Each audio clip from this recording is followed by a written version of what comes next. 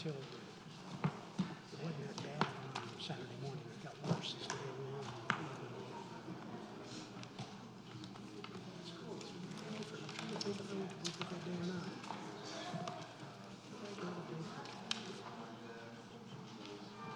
Yeah, we did. It was on front. There it is. Right under there. It was a Sunday night. And ate at this place called the Pizza Joint. Near on the water. Like Black Sheep or something. On to the Board of Commissioners meeting, June 5th, 2023. Would someone like to pledge the allegiance? I'll do the president. Okay. Commissioner Miles, lead us in pledge of allegiance. I pledge allegiance to the flag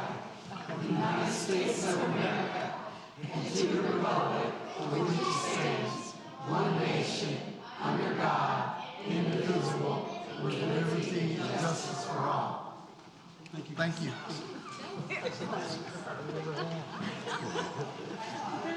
I mean, let me know where it is, y'all. I was that one out there. That's it.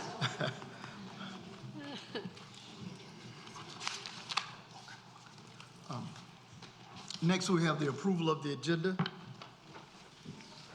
Make a motion to approve the agenda. We have a motion. Second. Second, Commissioner Harrison. All in favor? Before this part, when I pull that mayor, we'll do a couple things in You need something pulled? Yes, sir. Discussion, before we vote on the agenda. I just want to pull, Mayor, if I could, get pulled from the consent. I'm sorry, I can't hear you. Once I got you. Thank you. If I could get pulled from consent, appointment of tax collectors, resolution 2023-28.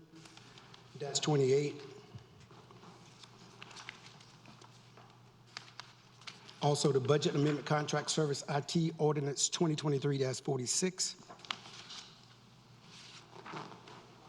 And also Jasper Place infrastructure acceptance resolution 2023-30, as well as Barrington Phase 2 ABC infrastructure acceptance resolution 2023-31.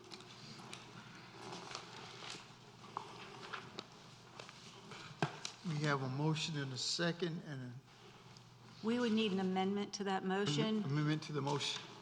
I'd like to, I move to approve the agenda as amended.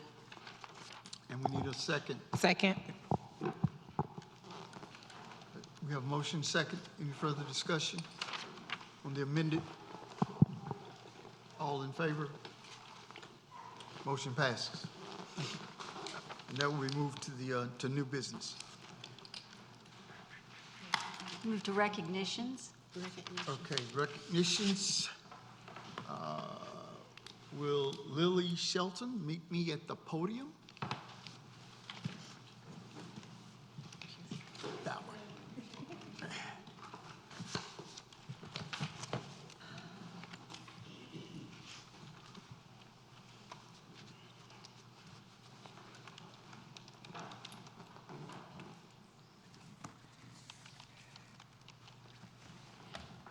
School recognition for Lily Shelton. Lily Shelton is dedicated and passionate about East Wake High School junior with a remarkable leadership skills and strong academic record. Her commitment to student council, dance, and church, her current roles as junior class vice president, and her candidacy for senior class president exemplifies her leadership and potential. Lily's academic pursuits reflects her initiative, self-motivation, and high level of responsibility, resulting in consistency, excellence, and excellent grades. Her interest in psychology and mental health advocacy demonstrates her intellectual curiosity and growth potential. Lily's goals are to attend med school and to become a psychiatrist. Lily's accomplishments also include being a member of the National Honor Society, the Spanish Honor Society, and the yearbook. East Wake High School proudly nominates Lily Shelton to be recognized by the town of Zebulon. The town of Zebulon recognizes Lily Shelton of the East Wake High School as being an outstanding student. She is a role model for her peers by standing out as a leader. June 5th, 2023, signed by Mayor Glenn L. York.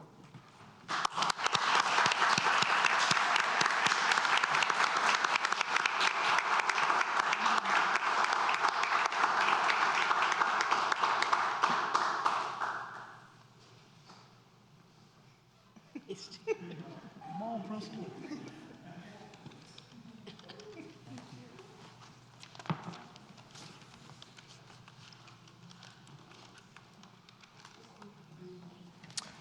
Teacher, Miss Angela Weaver.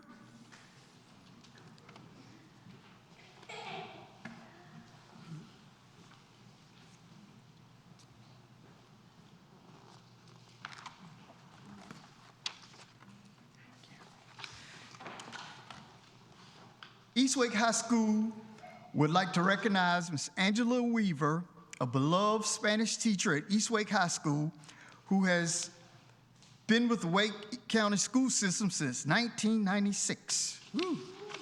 Throughout her 27 years of service at East Wake, Mrs. Weaver has been a driving force in the World of Languages department, served as the department chair, and has been instrumental in establishing National Spanish Honor Society. Ms. Weaver's passion for education extends beyond the classroom, as she has also served as the chairperson for the school's Sunshine Committee, which has fostered a positive work environment for all staff members. Her dedication to the school's community is further exemplified by her willingness to drive the mini activity bus for the swim team. And she even takes care of official swim duties in the coach's absence. As Ms. Weaver prepares to retire, and at the end of the school year, we want to take this moment to recognize her exceptional service, her commitment to her students and colleagues. She embodies what is meant to be a team player and has significantly impacted the East Wake High School community. Thank you, Mrs. Weaver, for your unwavering dedication and service to our school. You will be deeply missed, and we wish you the best in your retirement. The town of Zebulon recognizes Ms. Angela Weaver, East Wake High School, for her exceptional service and commitment to her students and colleagues this day, June 5th, 2023, signed by Mayor Glenn York.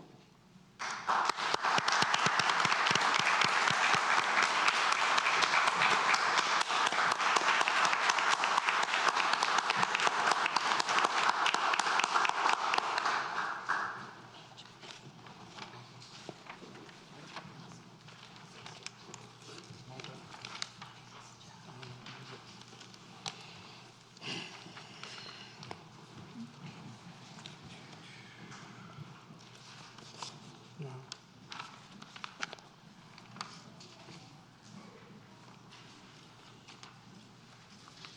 Like it.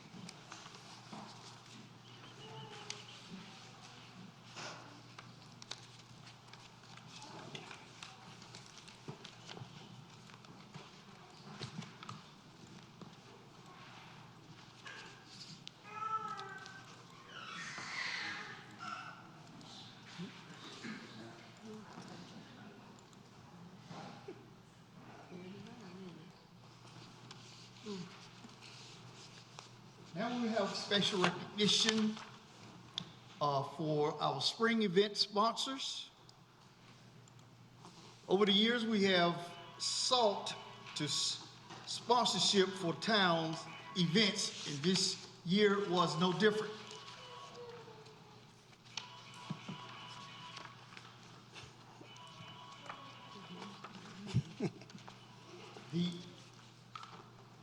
The Parks and Recs master plan also recommended the sponsorships be used for the basic level to support our key events. This year, the staff obtained more sponsorship funding for spring events than in years past. We are proud to recognize the following sponsors. Bronze sponsor, which is $500 sponsorship, is from our State Employees Credit Union and East Wake Academy. Gold sponsors were Parish Realty and Wake Med, and their donations were $2,500. Platinum sponsor is $5,000 from Germano Architect. Will Michael Germano please come forward?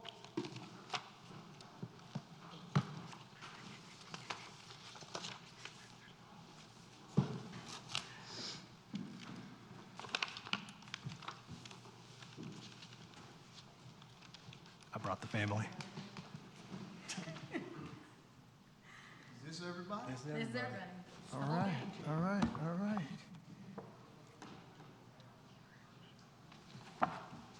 The town of Zebulon recognizes architects, Germano's Architect and Interior, for their sponsorship for Spring Event Series.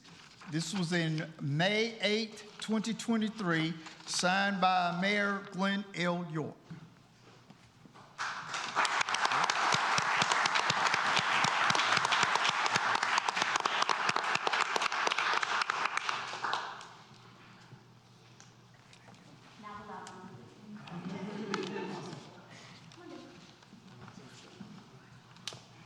Did he have something to say?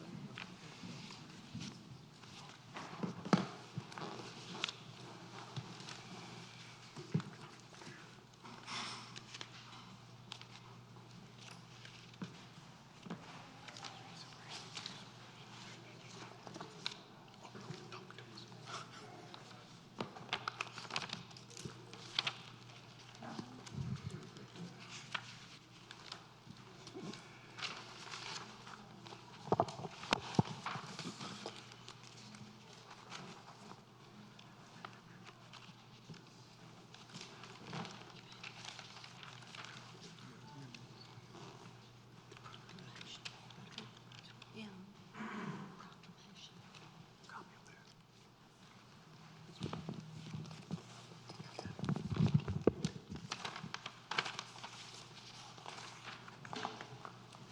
Yeah. Do we have any female veterans in the audience?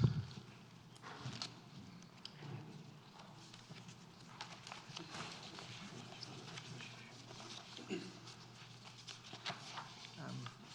looking for the proclamation.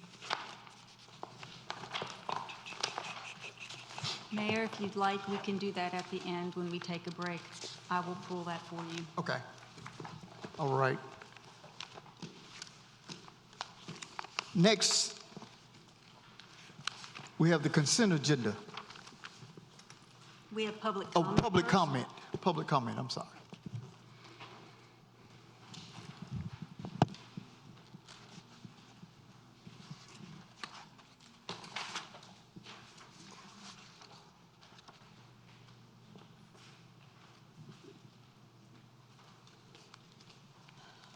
Sophie Williams.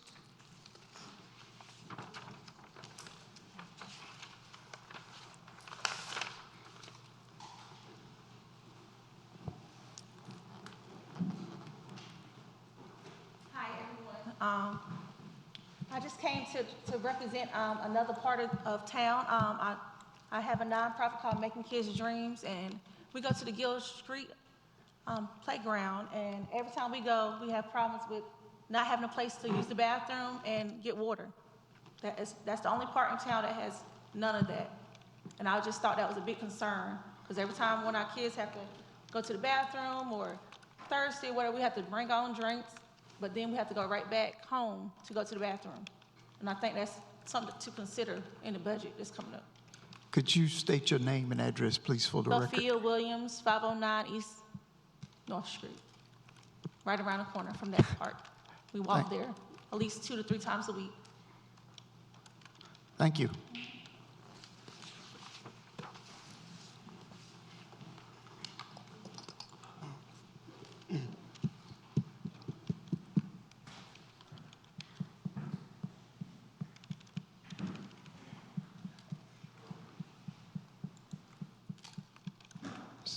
Ginger Dutmers.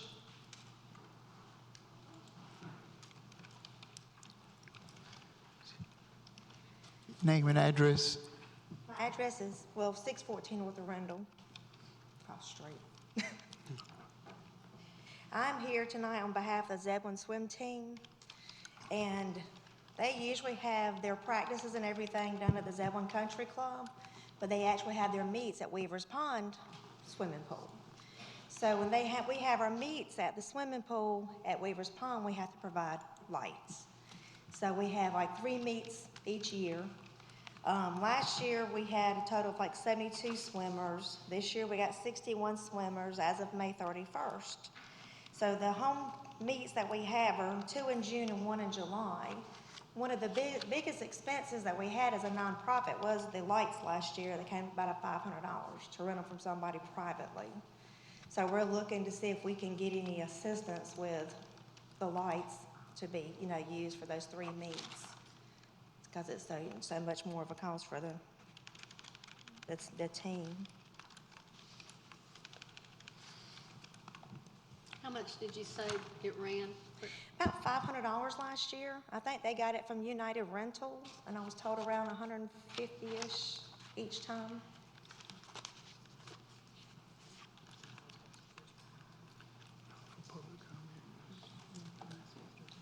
Thank you. Was there any other public comment online or need to be read? Yes, I have one public comment to read, and this is from V.R. Brantley Jr., and this says, "Thank you for your email. Subject notice, May 31st. Sadly, due to the death and funeral services of a 40-year-old South Carolina friend, I will not be able to attend tonight's Town of Zebulon meeting. Also, due to my son's business obligations today and tomorrow, it's unsure if he will be able to attend. However, I would like to go on written record to caution the town as well as the developer and residential construction company about the extreme existing traffic situation on Old Bun Road. Having an entrance to the subject development property added to Old Bun will create a further traffic nightmare. With today's atmosphere for immediate litigation where unwise decisions in planning and development are made, you may not have enough funds in the town's bank account if an accidental death should occur. Please exercise wise judgment this evening in your discussion on the subject." Thank you.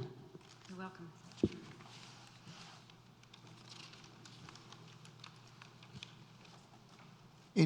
Anyone else for public comment?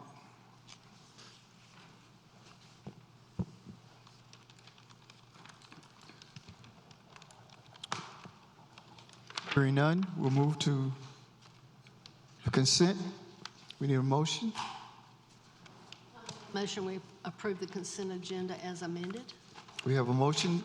We need a second. Second. Thank you, Commissioner Laux. Discussion? All in favor? Motion passes.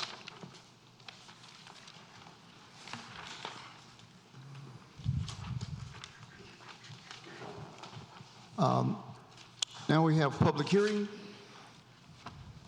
for the budget fiscal year 2024. I declare the public hearing open and ask for a staff presentation. Thank you, Mayor. Good evening, Commissioners.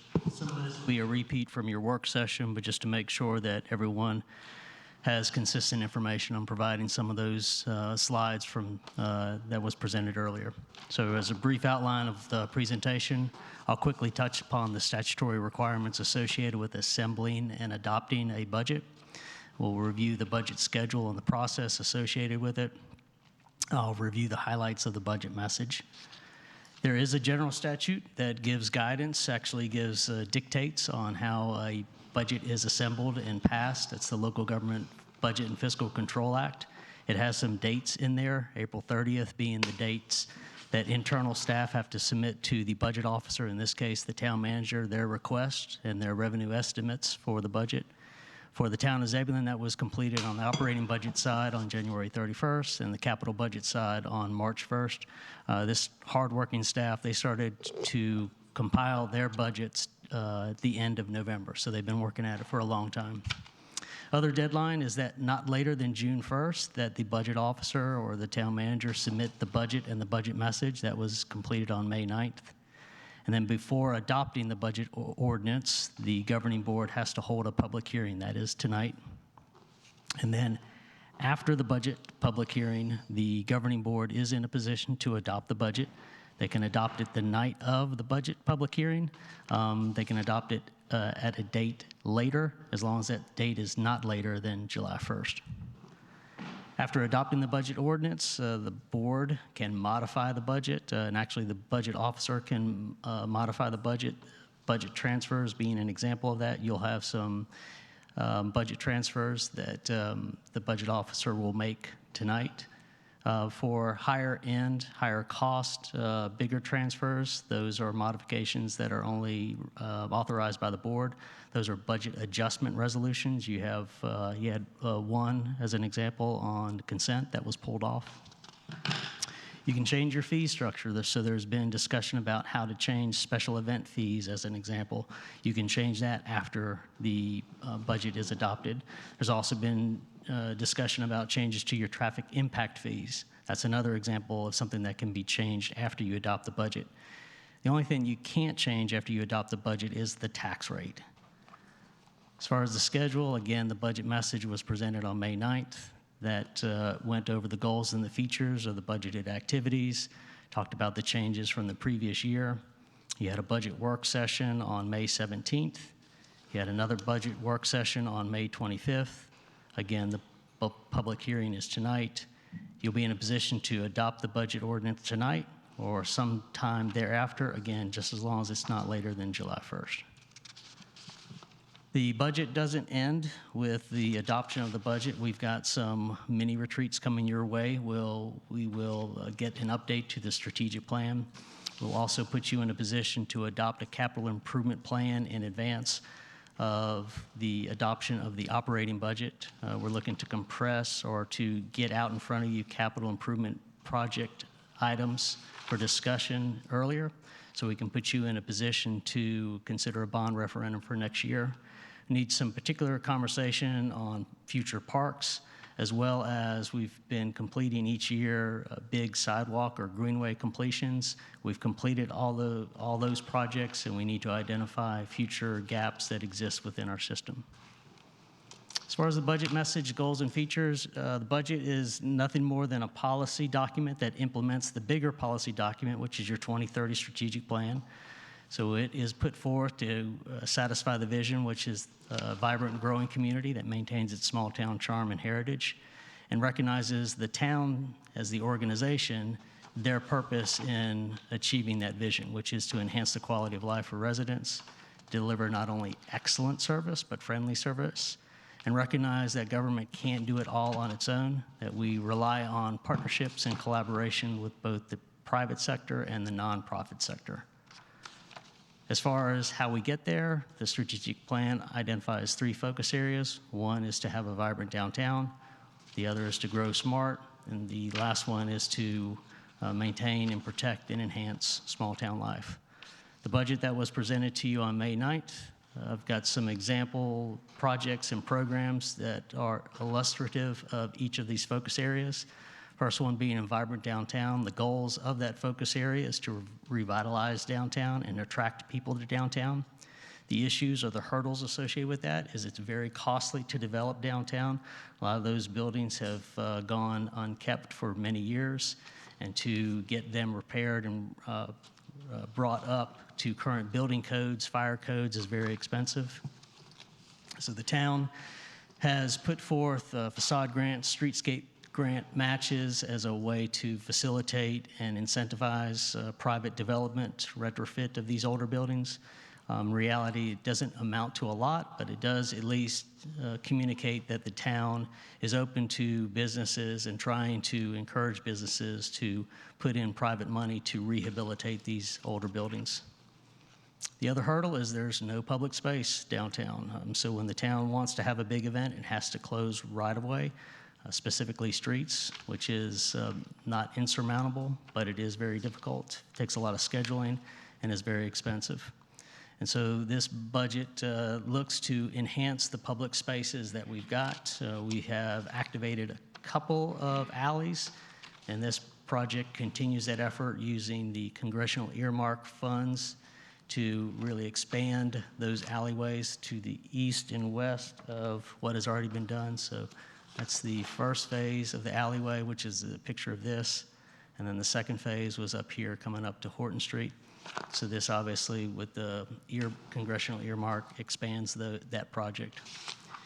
And then we're looking to be a full-fledged, newly mentioned member of the North Carolina Main Street program. So we will put in the fundings to be a full-fledged member of that program and putting in the travel and the training and any of the organizational support to become a full-fledged member.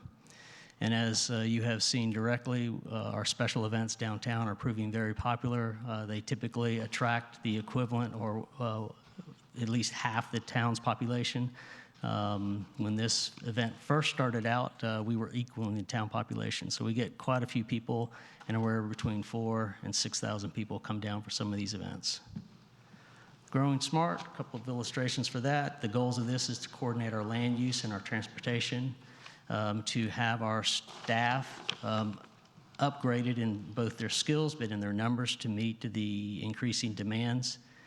And then economic development, meaning not to just take any type of growth that comes our way, but to direct and incentivize the type of growth that we want to see.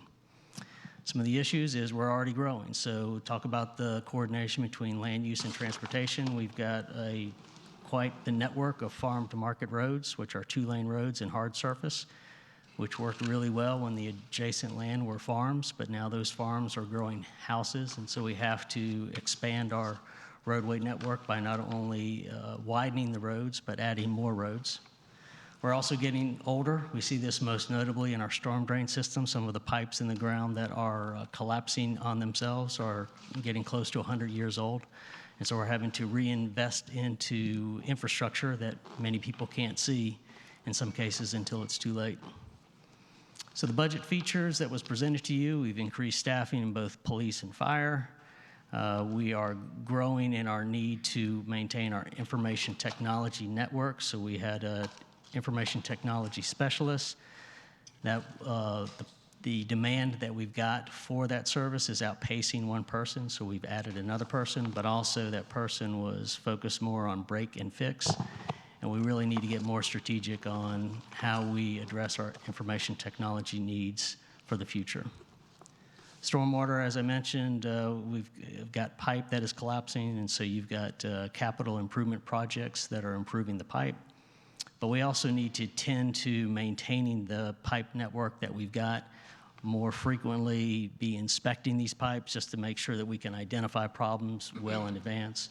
So you'll see some positions in the budget that are dedicated to increasing the maintenance of our stormwater network. Human resources, we've got a quickly growing organization. Our human resources department has been saddled with a lot of other duties, information technology being one, town clerk being another, communications being another. And so the information technology request, as a communications manager that you approved last year, and the town clerk that's in this upcoming budget are ways to allow human resources to focus more holistically and tend to the growing staff that we've got above and beyond just typical processing like applications, but get into more diversity, equity, and inclusion programs, as well as training both specialized technical skills and more soft skills, skill development as well. And then on the capital side, big ticket item in your capital budget is the widening, the improvement, the signalization of the intersection of Old Bun, Shepherd School. We are right now in the midst of property acquisition. This budget includes funding to go to construction once that is complete. And then the last focus area, small town life. First goal is to increase walkability, meaning that people can be connected, not isolated to their neighborhood, so they can connect to each other, so they can connect to shopping, so they can connect to retail, so they can connect to parks, community centers. So we're looking to identify physical gaps so people can walk to different destinations. but also to increase the connectedness between neighbors themselves. In a town where we are growing it by as much as 7 people a day, 2.5 families a day, those are families that land here. A lot of times don't necessarily know the geography, don't know their neighbors, so we're looking for those programs that get neighbors connected to each other as well. So the issues is on the walkability, we have gaps. We've got physical gaps in the system, and that's we've completed a lot of projects, and we'll be talking about other projects to move forward on in this fall's mini retreats.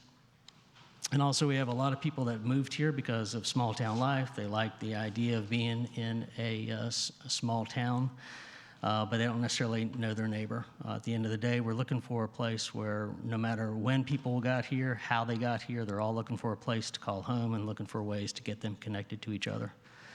So this budget continues community engagement efforts. The top right picture is an example of our police academy. We'll expand upon that. We'll have a citizens academy.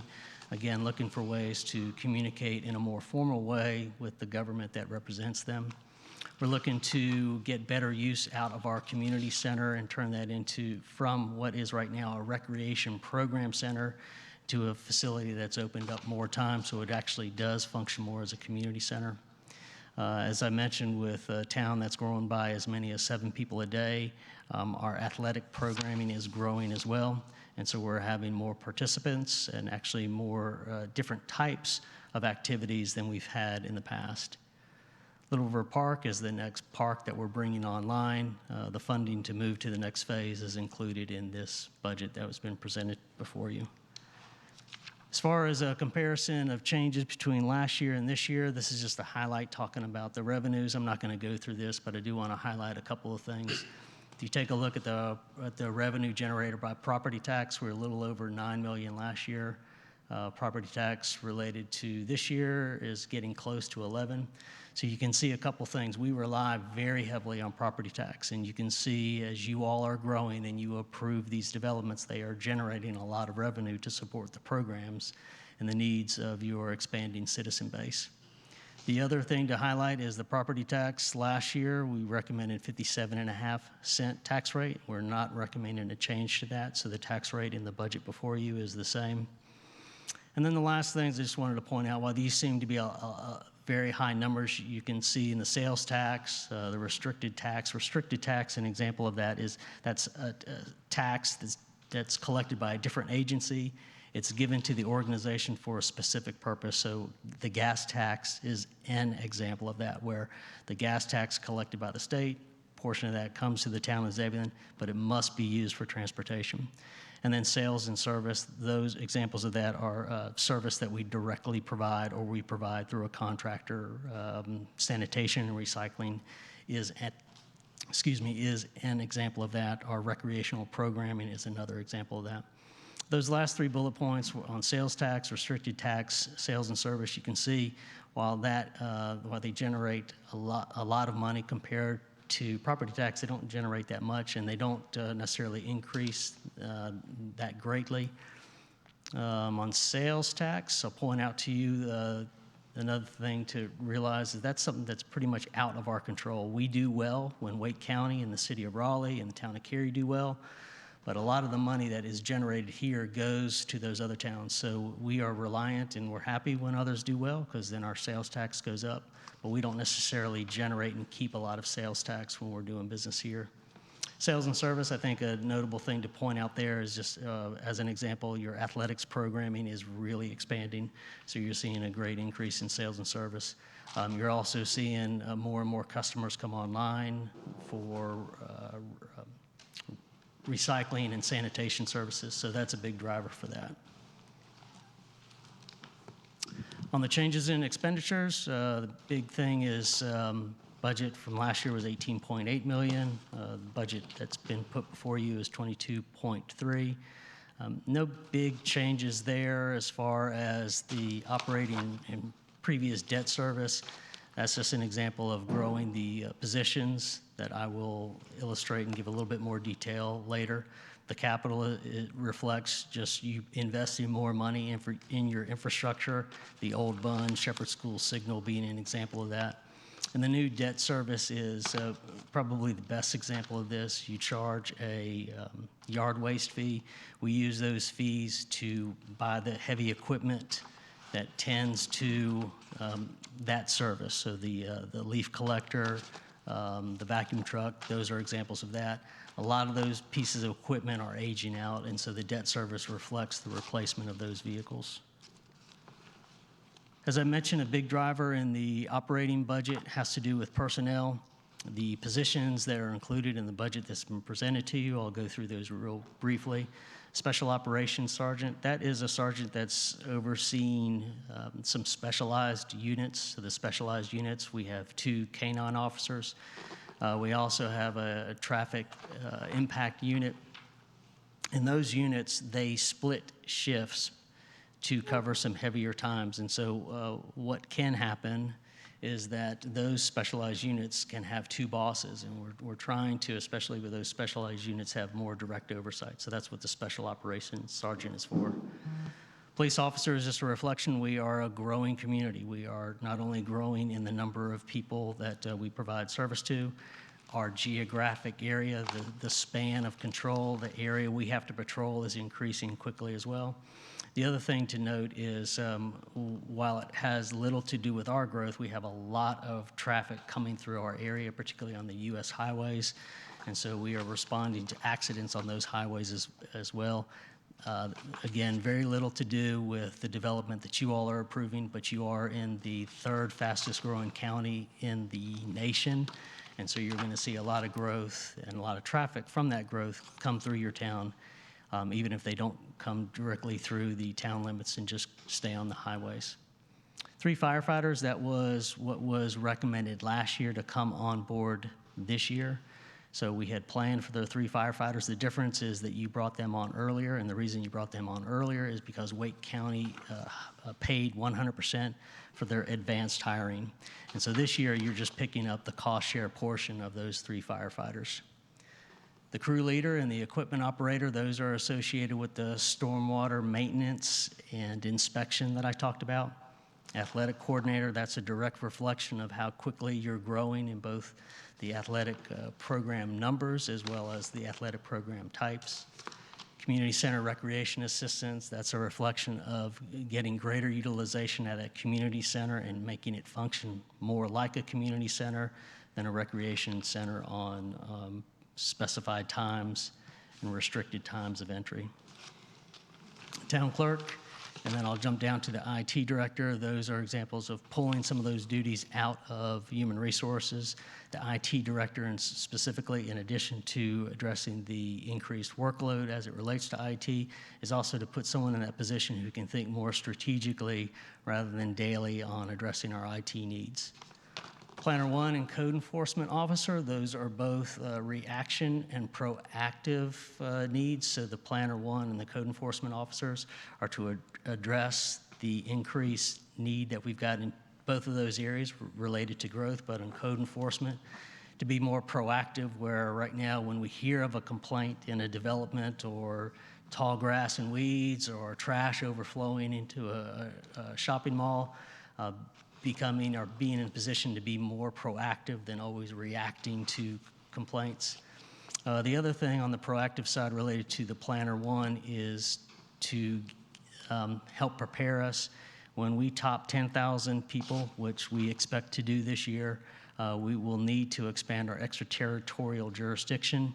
There's a lot of heavy lifting associated with that, so the Planner 1 is not only to address the workload that we're seeing, but the work that will be coming our way with the expansion of the extraterritorial jurisdiction.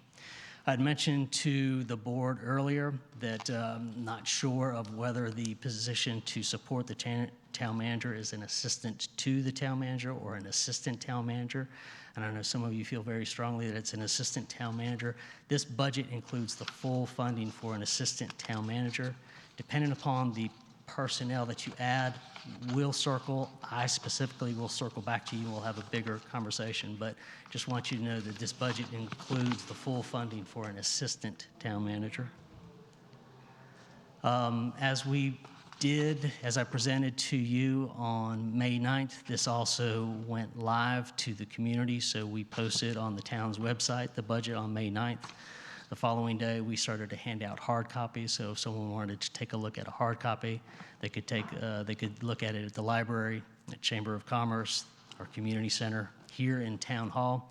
We have, as we've done in the past, handed it out to civics teachers at both East Wake Academy and East Wake High School. And with that, before the public hearing is open to the public, I'll see if the board has any questions.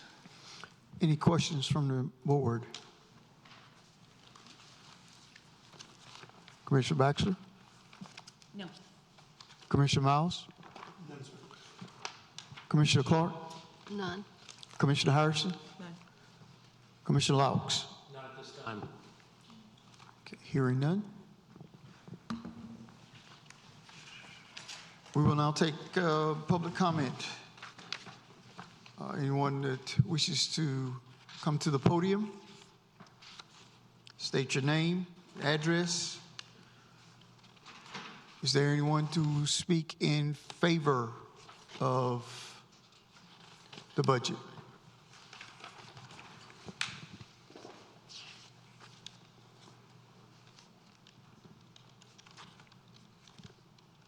Hearing none. Is there anyone who wishes to speak in opposition of the budget?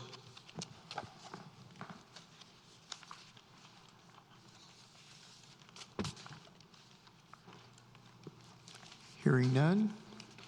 Is there anyone who wishes to speak neither for or against the budget?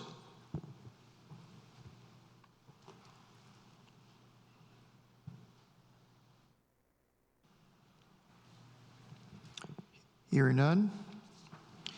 If there's no one else who wishes to speak, I will close the public hearing, and this matter will be taken up later in this meeting.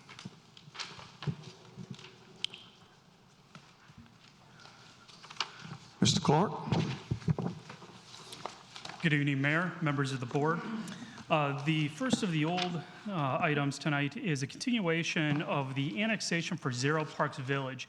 As you may recall, this was continued from the May 1st, 2023 meeting. Once again, the standards for annexation are found in section 2.2.2 subsection G of our Unified Development Ordinance. First and foremost, it has to have the owner's approval. Within the state of North Carolina, we cannot do forceful annexations. Therefore, the applicant or the property owner must petition to be annexed within the town. That services can be provided. This is not only water and sewer, but these are also the other municipal services. Cost to return analysis, as previously mentioned, this is not only what are the costs associated with the development return for the services, but making sure that we're not taking out debt in order to provide services for the potential development. And then finally, the public health and safety welfare of bringing that parcel of land into the corporate limits would not be detrimental. The applicant is D.R. Horton, and the property owner in this situation is BC Joyner LLC. The property is approximately 22 acres and is located at Old Bun and Parks Village Road.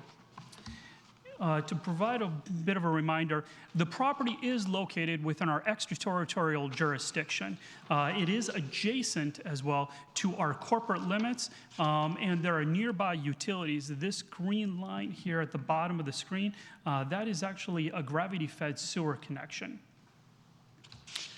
One of the questions that came up at the May 1st meeting was specifically as it relates to traffic, particularly the road connection onto Old Bun Road. Because of this question, we dug in a little bit deeper, and we contacted NCDOT. Old Bun is an NCDOT road, and they noted that there was no concerns with the location or design of the proposed driveway as part of the Woodland Crossings development. I believe the applicant has sent you a copy of that letter, and if not, let me know, and we'll make sure that you get a copy of that letter. We also reached out to the contract engineer that the town hires to review these plans, Mike Saratsky from LBJ, who's a professional engineer, and he indicated he has no concerns. I'm going to recognize Mike to come up and elaborate a little bit further on that. Thanks, Mike. As Mike said, I'm Mike Saratsky. I'm with LJB. We are doing a review for the town, and we did look at this and reviewed where the location of it is, the grades that are there, the distance to the bridge, distance to other roadways, and we have no concern with where the driveway is as it relates to safety. And if I'm available for any questions if you have any other questions for me.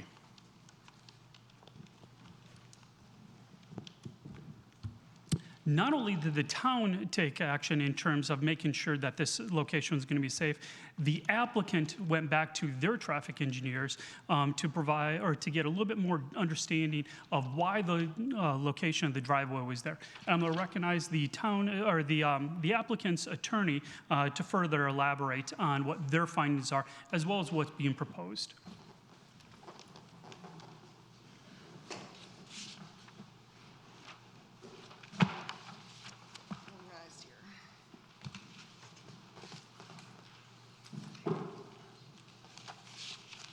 All right, thank you.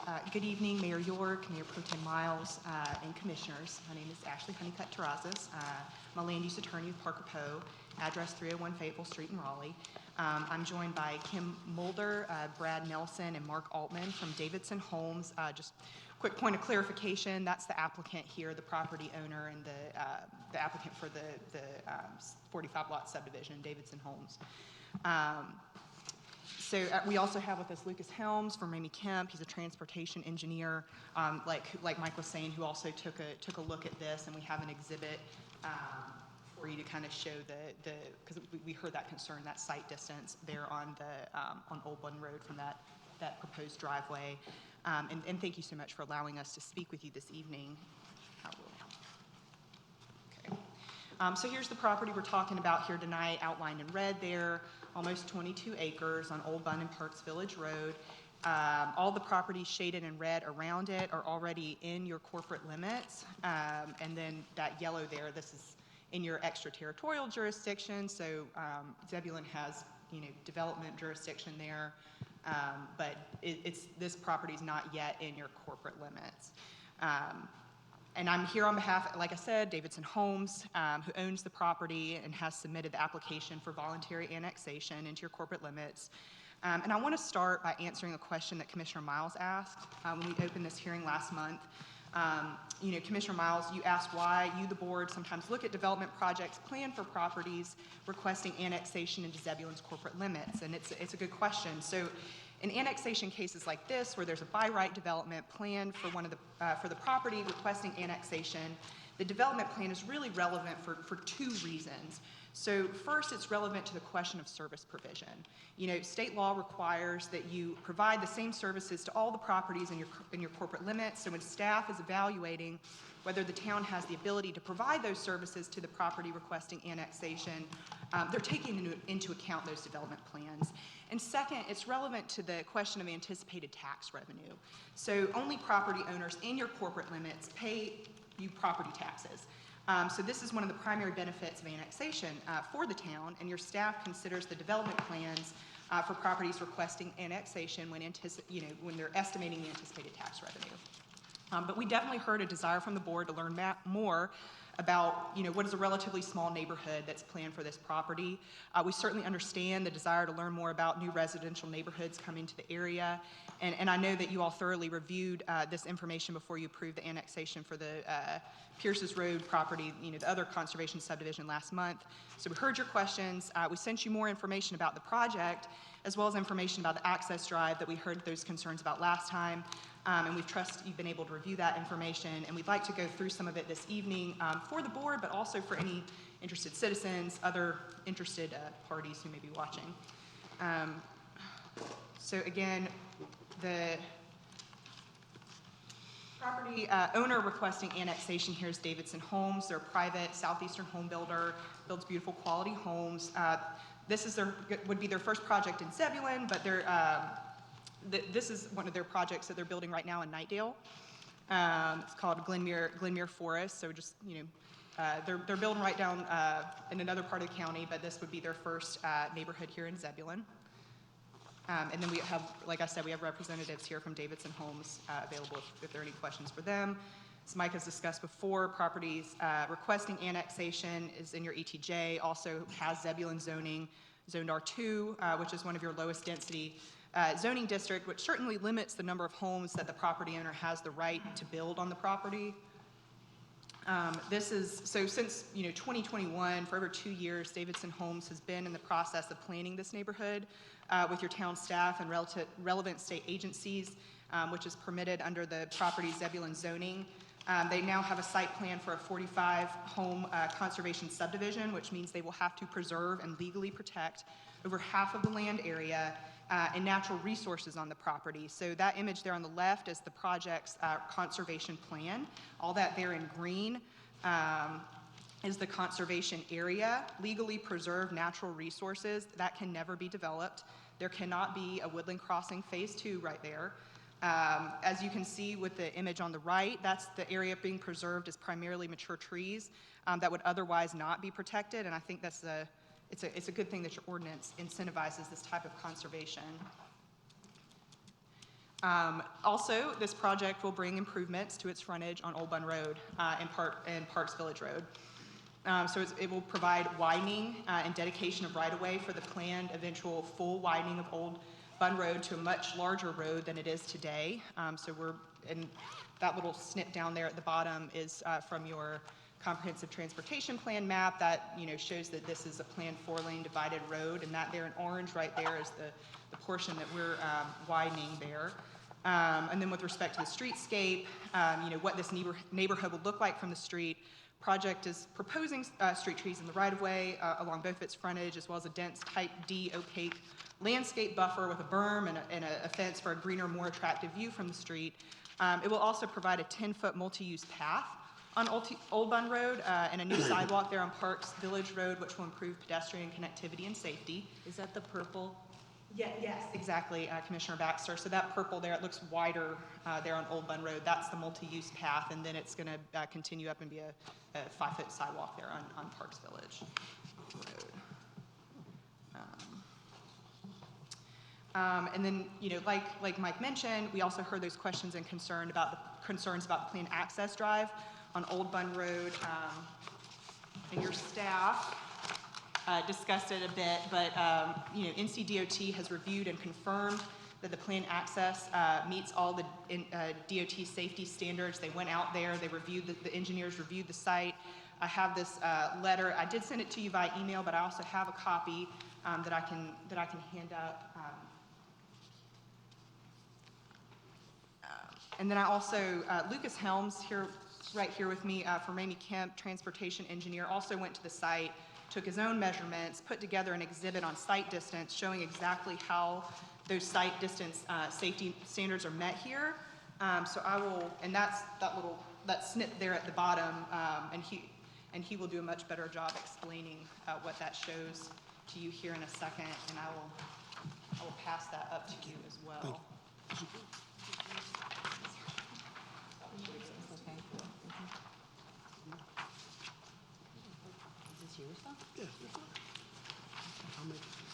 Good evening, my name is Lucas Helms with Ramey Kemp Associates. I'm a professional transportation engineer.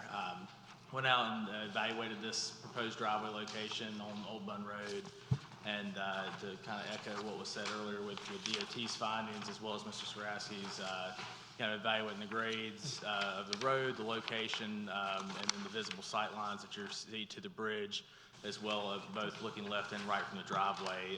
They both meet and exceed the requirements by North Carolina Department of Transportation. So there's no concerns as far as sight distance or visibility where this driveway is located that would cause a concern for us at its proposed location. So I'll be available for questions, any specifics, but what you see here is just kind of an exhibit showing that the minimum requirements are met and exceeded in both directions.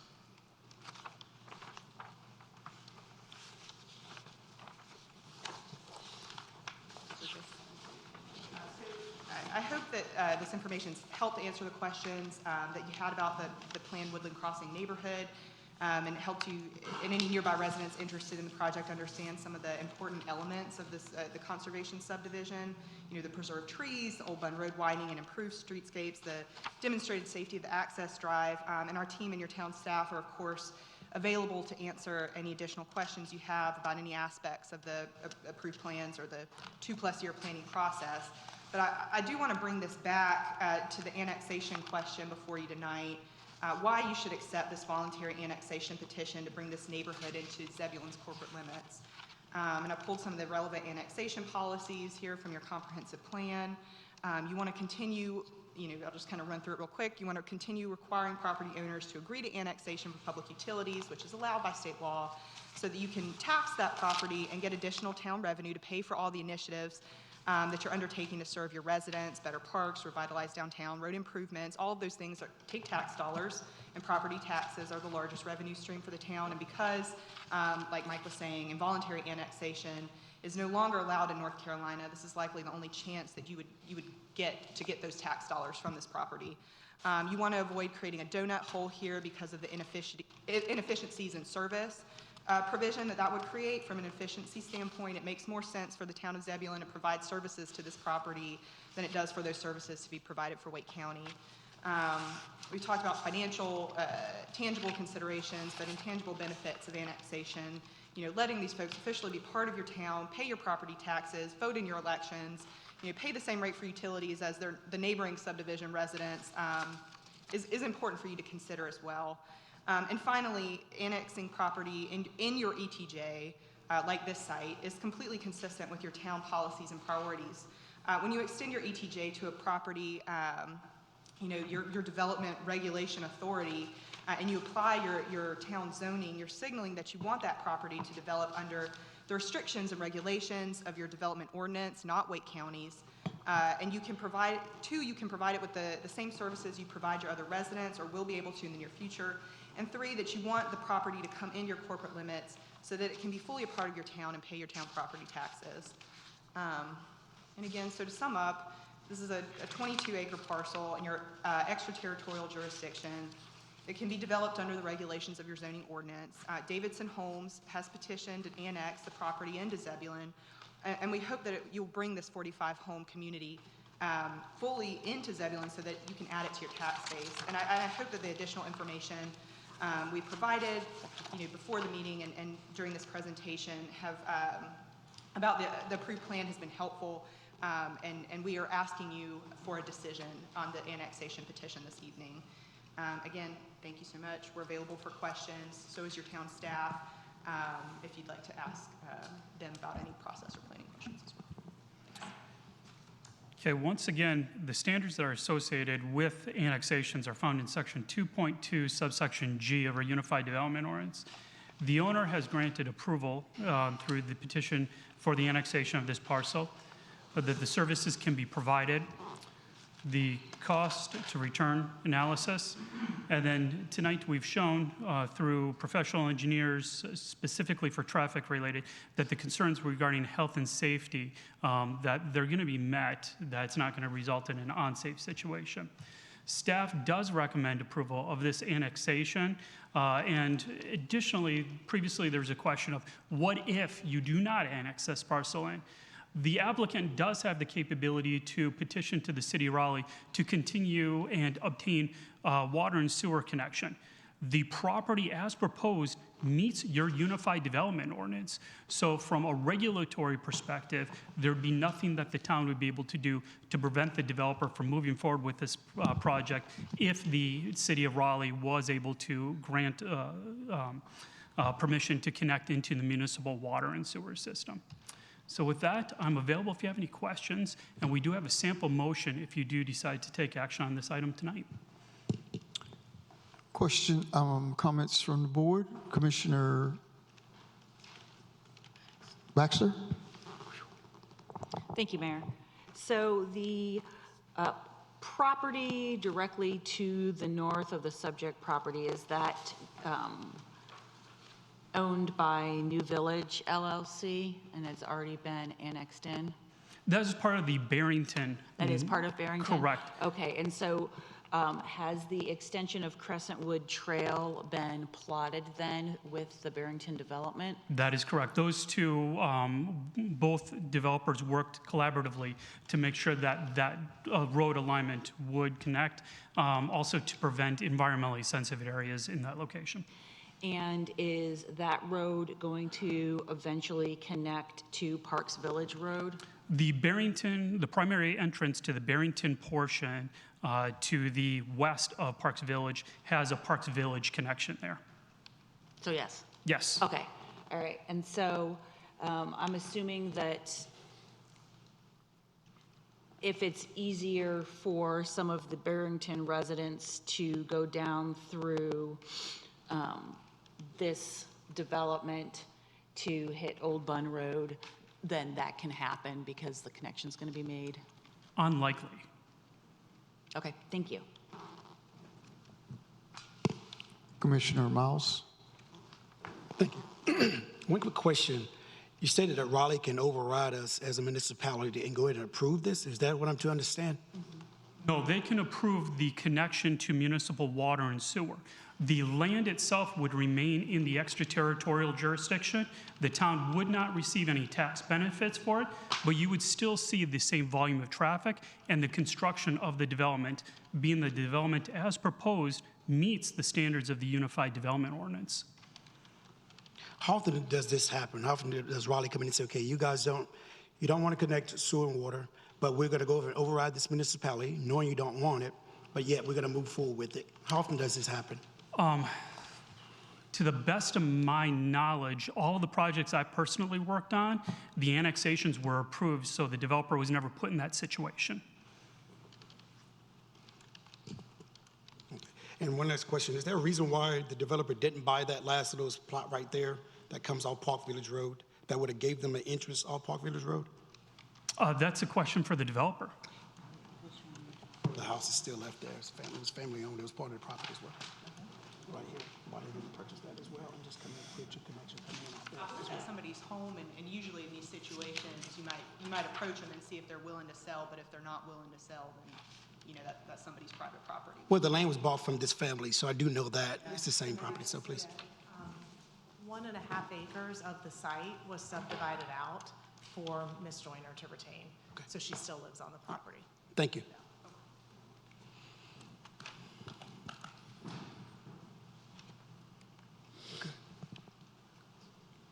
Commissioner Clark?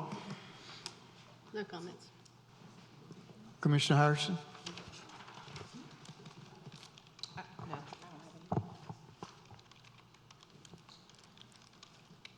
Commissioner Laux? Yeah, just a couple comments for the board to maybe think about. Looking back, you know, I've got over 50 years of driving cars, trucks, motorcycles, 3 years as an EMT, amateur road racing, and in areas like this, anytime you can limit access to a road, an access point, you reduce a point for another accident. So while I love the subdivision, and I love conservation subdivisions, a very efficient use of the property, I'm just concerned about that additional access point. I'm thinking 45 homes, 2 cars is 90, delivery trucks, we're probably looking at 120, 150 vehicles from this subdivision on Old Bun Road. And ideally, we are so close to an existing intersection that if they would have moved their access point over to Parks Village Road, you now have a intersection. You didn't add any more to Old Bun Road. And in the future, as I said, I was looking back, I'm also looking forward. That would be an excellent control point for like a 3-way stop sign where you could monitor traffic in Old Bun Road by putting up stop signs. Now, I love the turn lanes, I love the walkway, I love the layout of the subdivision. I'm just concerned about that additional access point.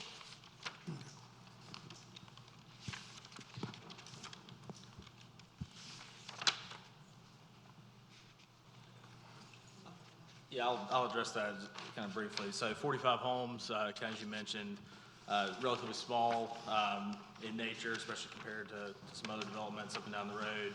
That equates to about 1 car per home during the peak hour. So in essence, 45 cars, it's about 2 every 3 minutes in the grand scheme, or 2 every 3 minutes. So The access point, while eliminating all access points would certainly reduce access, the location where this driveway is and the visibility, there's minimum standards for visibility. These aren't the minimum. These meet and exceed by great numbers for the area. So there's no concern as far as the department goes and our evaluation that would prohibit this access point versus any other access point on state maintained roads.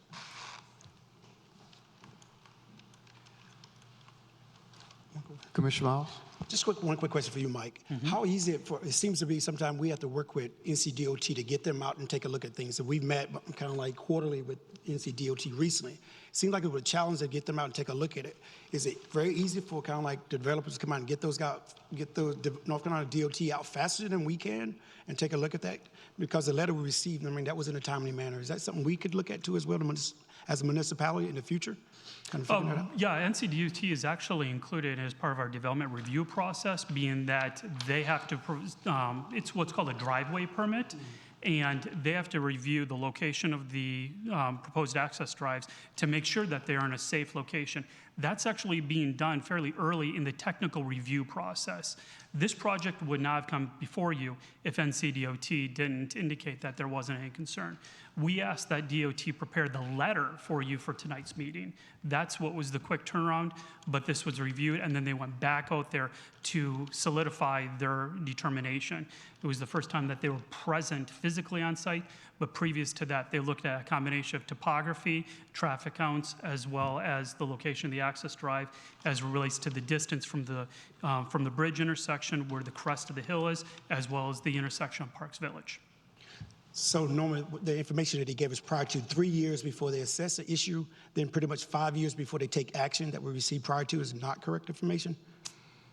We received that at our last quarterly when we met with the Roseville, when they all came out and gave a speech to us. And I think it was 3 years when they address an issue, and then 5 years before they take action. Is that correct? That's not correct for new development projects. No, they review the development projects before the development gets constructed. Okay. Thank you. You're welcome. Any other questions, comments from the board?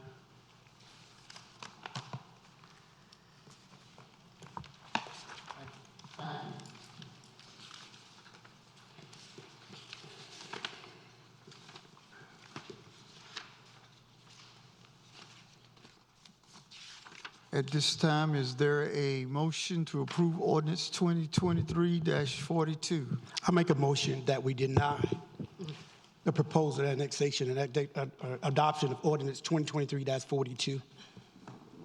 We have a motion. Is there a second?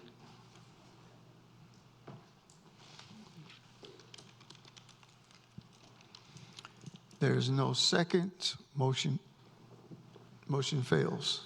It dies for lack of a second. Dies for lack of a second. I would like to move to approve ordinance 2023-42 for the annexation of Wake County PN 270670940 into the Zebulon corporate boundaries, finding that the standards of section 222G are met. We have a motion. Is there a second?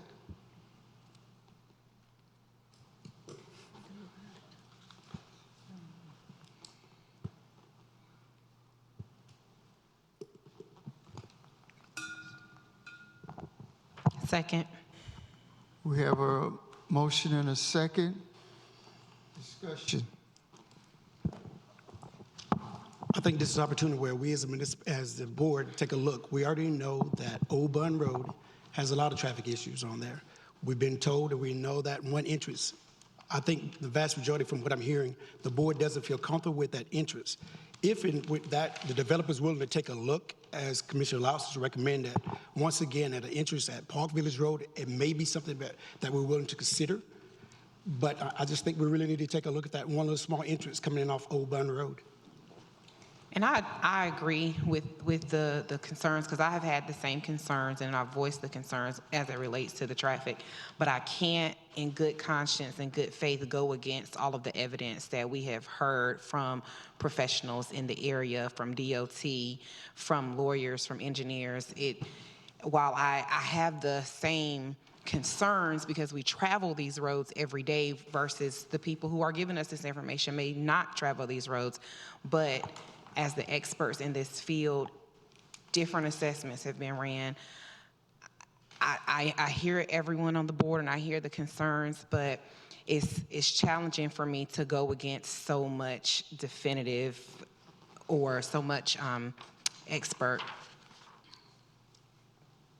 resources that we've received tonight. It's just challenging for me, so. Commissioner Laux? I have a question for the developer, if I may. As I said, I do like the conservation development.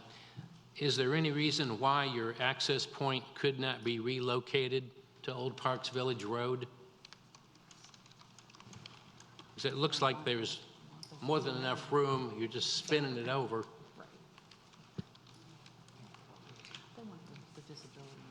I mean, I will say that that's our conservation area. That's where our trees are up there at the north, and then you'd have to have it very close to that intersection, and that, which might cause intersection spacing issues, and I'll let Lucas, if you want to talk about that. Yeah, so I mean, I think what you guys are referring to is could you, tie in closer to where those homes are currently presented, closer to the intersection of Parks Village and Old Bun. In order to do that, there are, minimum intersection kind of spacing requirements that North Carolina Department of Transportation looks at as well. And it's not optimal to put, two intersections that close to each other, given the adequate spacing of where it is on Old Bun, that would be the preferred location from our perspective.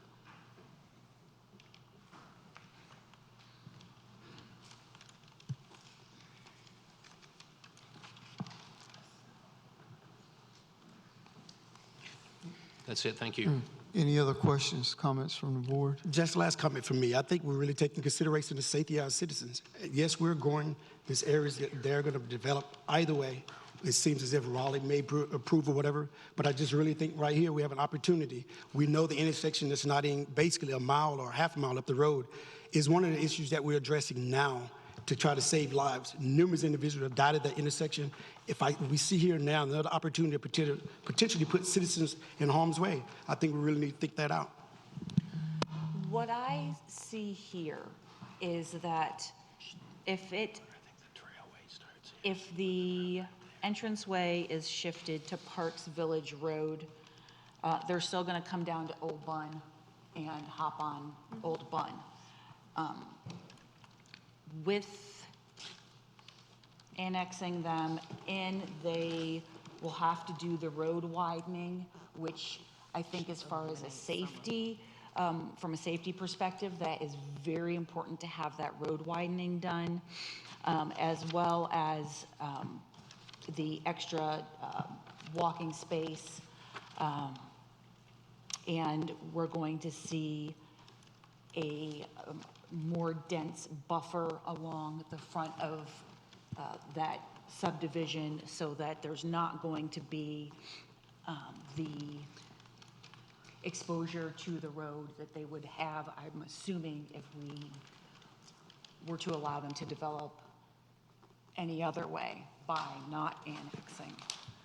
So that's kind of where I'm sitting, is that I personally would like to see them have to pull out onto Parks Village Road first and then come down to that intersection. I'm not gonna lie. I think that ultimately would be the best way to do it. But is it enough to deny the entire annexation and the subsequent road widening, et cetera, et cetera? I don't know. And I guess when you put it in that way, Commissioner Baxter, it's like, is it enough to turn away the whole thing and it can still happen? They can still go to Raleigh and it can still happen. So does it make sense for us to just say no to this entire project, knowing that it can still happen within our town? So each time we come about for a developer, we're going to get, it can still happen. So we're pretty much sitting here null and void because we're either at the beck and mercy of Raleigh or pretty much annexed. Now it's annexation. We have to look at it. If we save one citizen life, I know if my child, my mom, my grandma was turning that entrance right there. I grew up in that area. I know that area. So knowing that they're potentially putting one citizen in harm's way, if we lose one life at that intersection, that's one too many for me. So to ask at this moment that we have, where they could potentially move that entrance just a little bit, half mile of road, and potentially save a life, I think is very important. And I agree. I totally agree. There's definitely one life is important. And so when we're looking at this particular neighborhood or this particular development, we are thinking lives, we are thinking safety, we are thinking what makes the most sense. But our argument right now is, does this make sense for us? Is it safe for us? And if we are going to talk about all of the different developments that are coming to Zebulon, what we have to go against Raleigh, that's a bigger conversation that we're gonna definitely have to deal with, so that we do have some power with what comes to Zebulon. But right now, this is what we're faced with. And that is where we are. Yeah, now we start the conversation now here. That's what we're doing now. We're setting the foundation for the future. We've heard Old Bun prior to. We know the issue with Old Bun. What we got when we came here was this, that, oh, we didn't address it at the issue, at the time frame. We didn't have the rules and regulations in place to address it. Now we do. This is what we're set up for. As a municipality that's the second fastest growing in North Carolina, as we stated earlier, 7 people per day, 3 families a day. It's time to address the issues now. We can't keep putting it off and saying, wait, later on. The time is now. The urgency of now is to get it right while we have the opportunity to get it right now. But I believe that when people were saying the issues on Old Bun Road weren't addressed, having been on the planning board, it was more of, we didn't address the need to require road widening, and we didn't have the UDO in place, so we didn't have some of those tools available to us that we do now.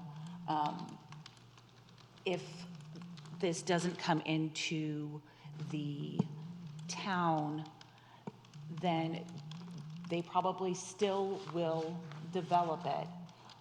What will wind up happening is they won't have to follow our UDO. They won't have to take into consideration our utility allocation policy. Actually, they won't have to with this project since they've been working on it for so long, correct? That's correct. It's All right. been in the review for over 2 years now. So they won't have to do the utility allocation policy, but they will be preserving a large swath of woods, which is also pretty important to our health and well-being for community members. I don't like it coming out where it is, but I don't know that it's enough. And if we were talking about a trolley decision, do we pull the lever and run over one person, or do we pull the lever and run over 3 people? Like, that's not, we don't have that decision to make. We can't say that one person is going to get killed, or that we're going to be saving the life of someone by requiring it. You know, like, that's too far out there for us to be able to predict. So I don't know. I mean, I like the subdivision, but I do hate that the entrance is located where it's located. So Mike, one quick question for you. So we as a municipality, we can't obligate the developer to do anything. I completely understand that. But the recommendation to move that, as Commissioner Laus has stated, each one of us has stated the same concern, that entrance. Definitely pro-growth, like the community myself, but that entrance is the biggest issue for us. For we as a municipality, what can we do, and ask that developer if they're willing to do it or not, to take a look at that once again and move that entrance on Park Village Road? For future developments, it would have to be amendments to the Unified Development Ordinance. We'll have that opportunity later this fall, because the transportation plan as well as our comprehensive land use plan will be up for the 2-year review and amendment. You make changes to those 2 documents and then follow up with text amendments to best address those scenarios. When it comes to these traffic concerns and elements, it's going to be important that we bring in experts such as Mr. Sarasky or other engineers to provide best recommendations without being overly burdensome. Thank you. Any other questions, comments?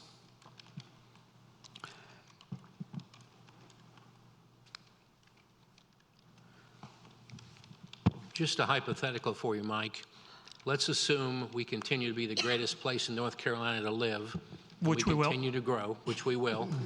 If Old Bun Road ever went to a divided highway with a median, which is very possible with the number of houses on that road, how exactly would people get out of here and be able to turn left? It's conjecture. Yeah, realistically, there would have to be a break in the median if there was going to be a left turn movement, and there would have to be additional infrastructure components. Old Bun Road is called for as a 4-lane median divided at some point. Part of that is the development community makes those improvements, such as the applicant tonight is putting that additional lane. They're responsible for center line to property line. Unfortunately, the town doesn't have the financial resources to make that a reality. The old transportation plans, they didn't take these type of details into consideration. But as Commissioner Baxter put it very eloquently tonight, we are looking at projects based on new plans, new regulations, but we're still reacting to old development. Any other questions? Just one quick question. The land across that is for sale too, correct, for development too as well? I mean, potential development, the land across from this land that we speak, it's on the market as well? I believe it is. It's on the market as well. So the potential of that development is going to take place, what you're stating, just to let you know. Any other questions, comments from the board? We have a motion and a second. We ready for a roll vote?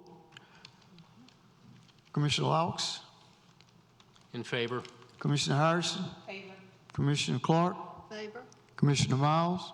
No. Commissioner Baxter? Motion passes 4-1. Thank you.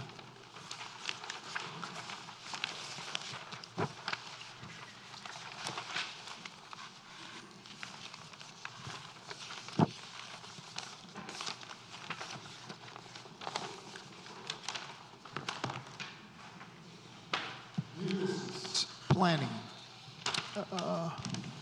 Attorney Slater? Good evening, Mayor, members of the board. Let's see what happens if I click. All right. Anything behind this mic, or this is it? Oh, yeah, there we go. Oops, went too far. No, you had it.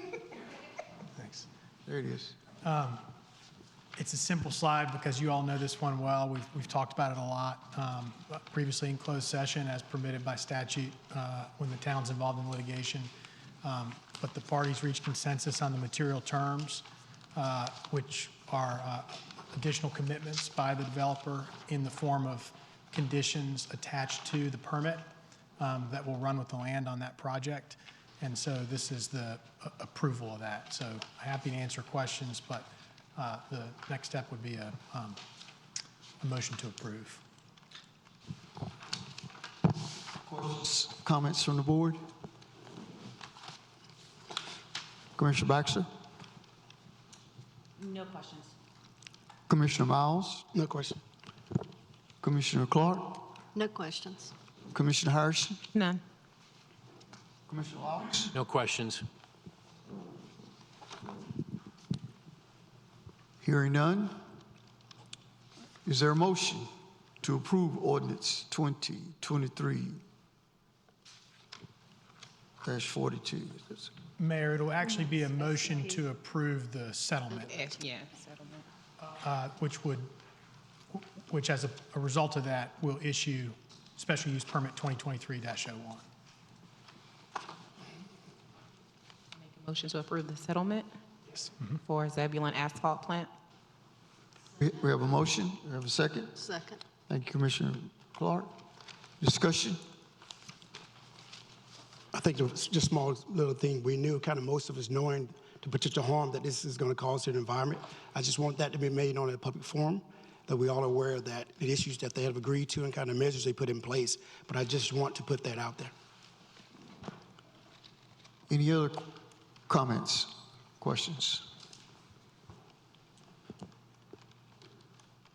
We have a roll vote. Commissioner Laux? Favor.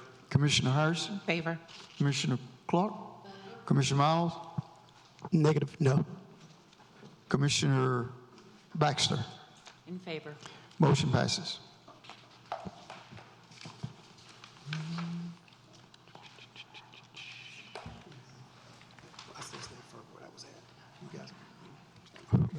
departments. Thank you, Mayor. The board actually has two items to consider.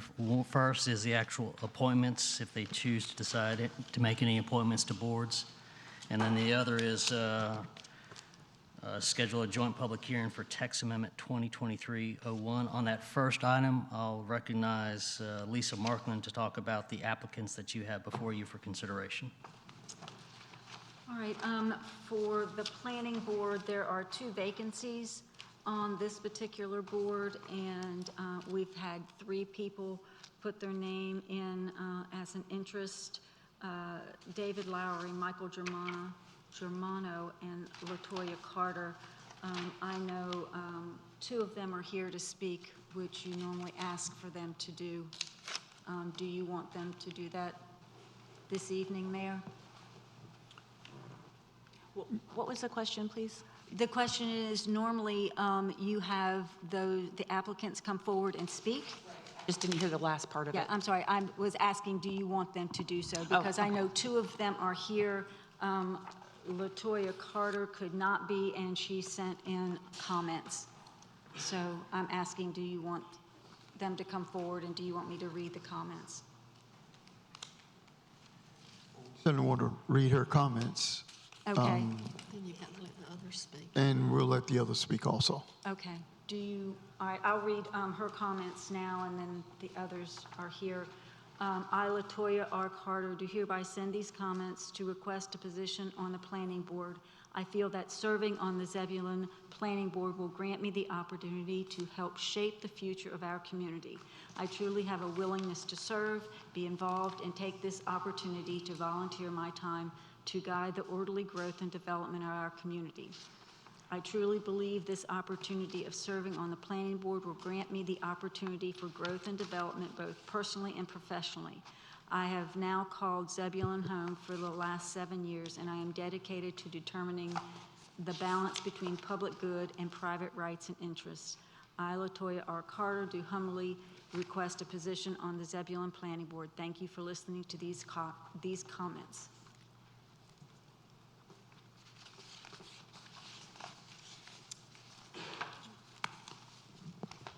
And David Lowry. David Lowry, would you come up to the podium, please. Good evening, Mr. Mayor, members of the board. First, I want to thank you. The last 2 years, the appointment that I had on the board has been a great pleasure in my life. I've always wanted to be of service to people of my community, and I think being on that board gives them a voice to help guide how we all want to see our town grow. We don't always agree. I know you guys don't always agree in the ways that I've voted on certain things, but I feel that that's what honestly makes us stronger as a community. We don't have to agree on everything, but I think that brings us to the better decision in the end when we make that final decision. So that's really all I have to say. I would really appreciate another opportunity to serve on this board, and I hope the board will continue to let me be their chairperson. Any questions? Any questions, comments from any of the board members? Thank you. Thank you. Thank you, David. Thank you. Thank you. Next, Mike Chavano.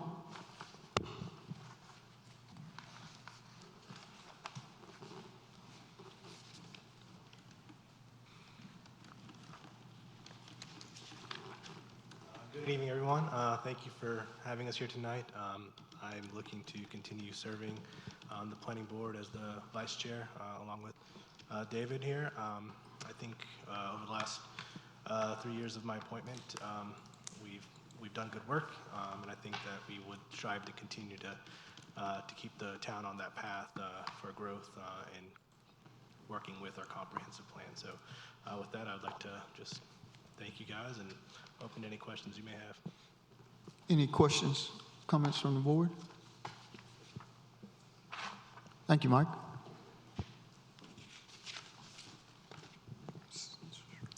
I have one question, Lisa. Yes, ma'am. Ms. Carter's application is dated of July 1st, 2022, is that when she submitted? Yes, ma'am, that is Okay. correct. So it just didn't come before us before this? Okay, No, we hadn't had any Okay. openings. gotcha. Sorry, I'd like to make a motion. Are we ready for a Are we ready for that? motion? Yes, that would be correct. Go ahead. To appoint David Larry and Michael Germano to be reappointed to the board, planning board. We have a motion. Is there a second?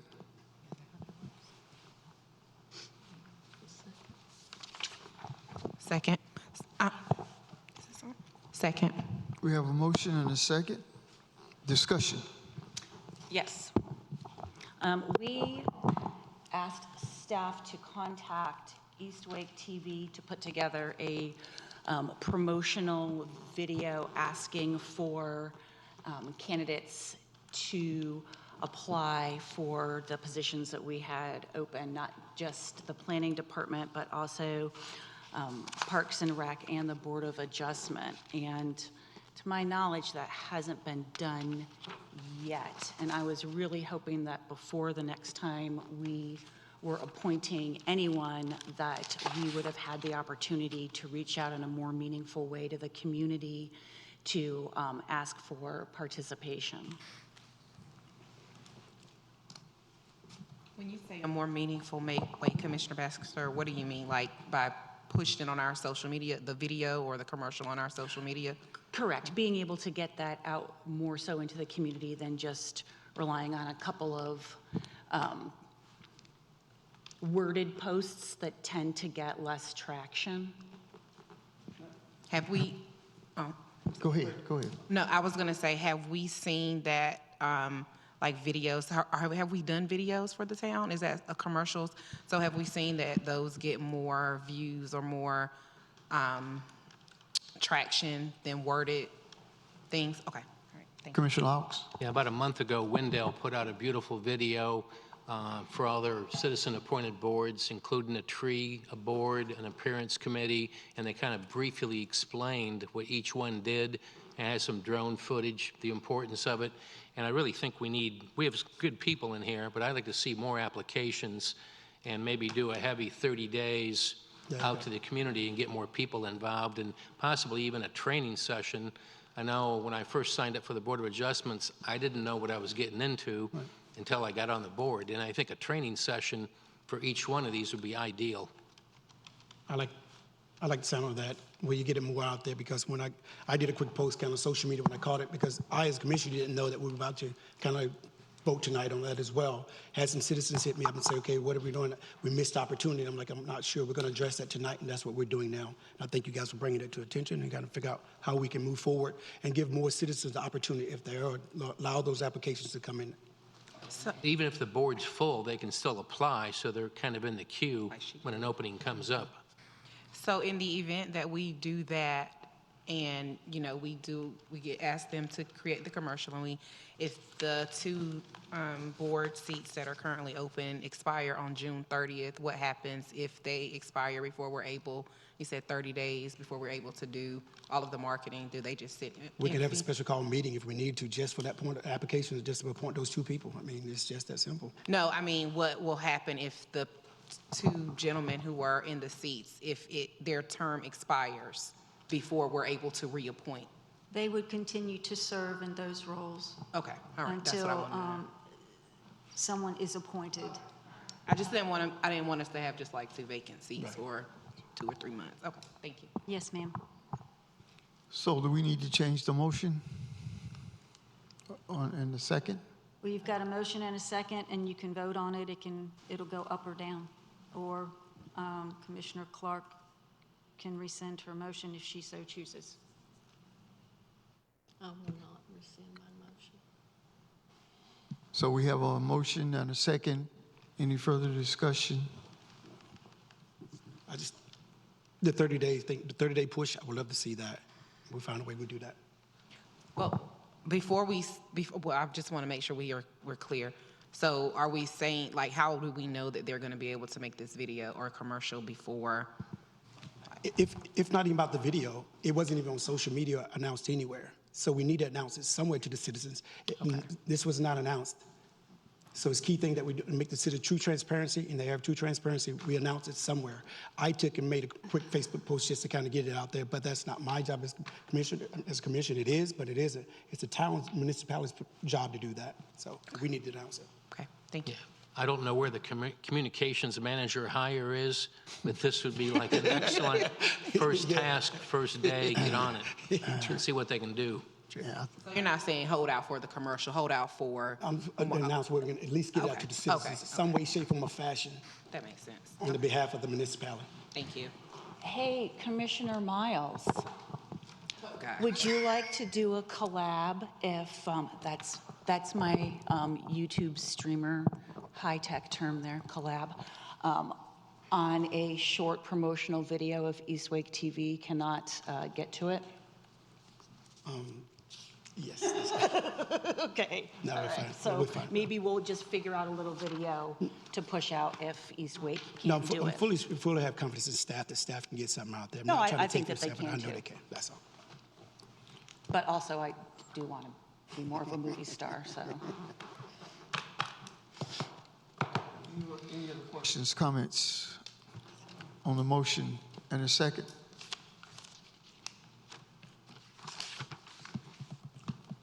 Are we ready for a roll vote? Commissioner Baxter, I am not in favor at this time.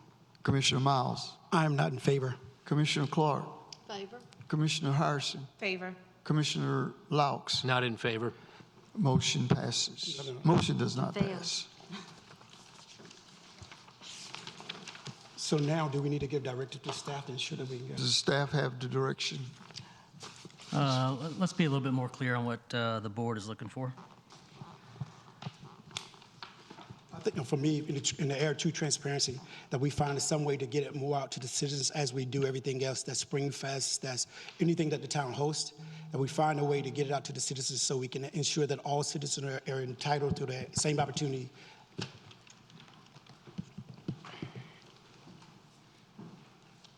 So what's the time frame that we are Just said a looking 30-day to? push, and we're gonna come right back. Everybody's gonna hold their position currently where they're at. 30 days, we revisit it, and we're gonna vote again and kind of go from there and see if there are more candidates that potentially put the name in the hat. We don't have a regular meeting in July, So at minimum so 30 it would have to days. be, I thought that we voted on having a July meeting. I'm asking a question, I'm not. Yeah, I wouldn't mind having that come back to us in July. May I ask a question? Do you want this video done prior to coming back to this board? Yes, that's what they want. Is that the direction? For me, I'd be good just to get it out to the citizens. I don't think we got it. I didn't see it anywhere posted or anywhere listed or anywhere for the citizen to see it. I didn't see it. I may have missed it, but I pretty much, for me, it's just getting out word shape form, whether it's social media, whether it's out there within ads and something, wherever we normally list that, we get it out there. And maybe you push something out to each one of the HOAs and have them send it out in their newsletter for their neighborhoods. We may get quite a few people just doing that.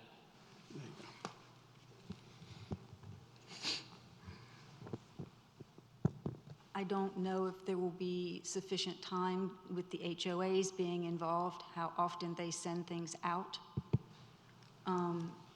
So if you would like a video and you want this to really get out to the public, then I would recommend waiting 60 days and doing it in August. That gives us time to do a video with East Wake TV, that we can collaborate with the Planning Department, Parks and Recreation, Pardon, collab.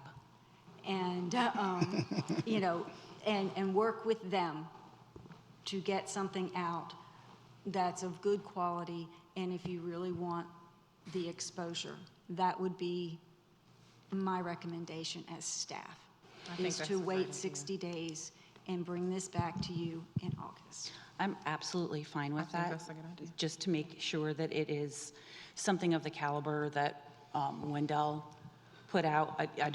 I know that sometimes we have to do stopgap measures, but this, you know, doesn't necessarily have to be one. Much to my chagrin, I will step away from making that video. Maybe. You could still be in it. Maybe. So are we in agreement 60 days? One last thing for me. Go ahead. Lisa, Yes, sir. this thing right here that we have, you guys passed out for when you do meet the mayor on Saturdays. I think this is great, very informative for citizens. I passed it out, got copies of it. They found it where it kind of breaks down the different boards and what to expect, the sense of obligation from the citizens. So it'll be definitely useful. Is there something we can make sure that is passed out or get out somehow, that information? Yes, we can make sure that that's on social media. We can also make sure that it's on our website on the page where our appointed boards. Thank you. You're welcome. And I would just like to make a statement that I am so grateful to the applicants that have put in their application, and I am so happy that we'll be able to have Dexter and David and Michael still work on the board until we get this And I figured second it. out. Definitely not to take from the applicants that is put out there. Do we have direction? Let me just check in. 60-day media push, right? Yes, please. Yes. That was short and sweet. All right, Yes. thank you. So, I'm assuming the same goes for the other appointments. Yes, sir. Now, I guess, do we want to hear from the folks that came out? I would still love to hear Yes. from Okay.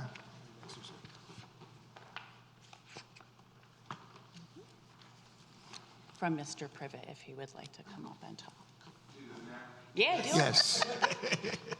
You are here, sir.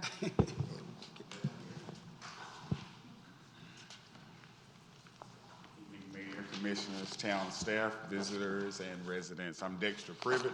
I currently serve on the Park and Rec Advisory Board. I want to let everybody know that I'm such a proud resident of Zebulon. I was born here, educated here. I own a home here, as well as I work downtown here in Zebulon. Since I've been on the Park and Rec Board, we have navigated COVID-19, trying to be strategic to continue town involvement, as well as plan for opening the town back up. I think our most notable milestone is the master plan, and I personally would like to see that come to fruition even more. I want to do that by continuing my seat and serving on the Park and Recreation Advisory Board. To add to that, videos and stuff are great. Also, I do know that people are really, really interested. Make it their business to know when it's time to vote and get involved on the town board as well. I don't mind doing a video. I think I look pretty nice, so I'll be looking forward to it. Am I on the video? Am I on the video or am I just looking at the video? Either one, let me know what video. But I would like my seat to continue. I would love to continue serving the citizens, the residents of Zebulon. I love Zebulon. Thank y'all. Thank you so much. Any questions for Mr. Privet? Questions, comments? Thank you. Thank you.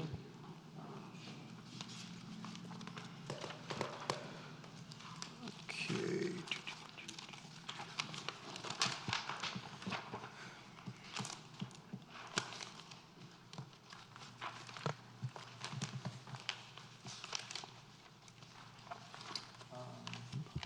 Manager Moore, speak on Board of Adjustment. Yeah, so staff recommends placing text amendment 2023-01 on the next joint public hearing agenda, which would be the August joint public hearing.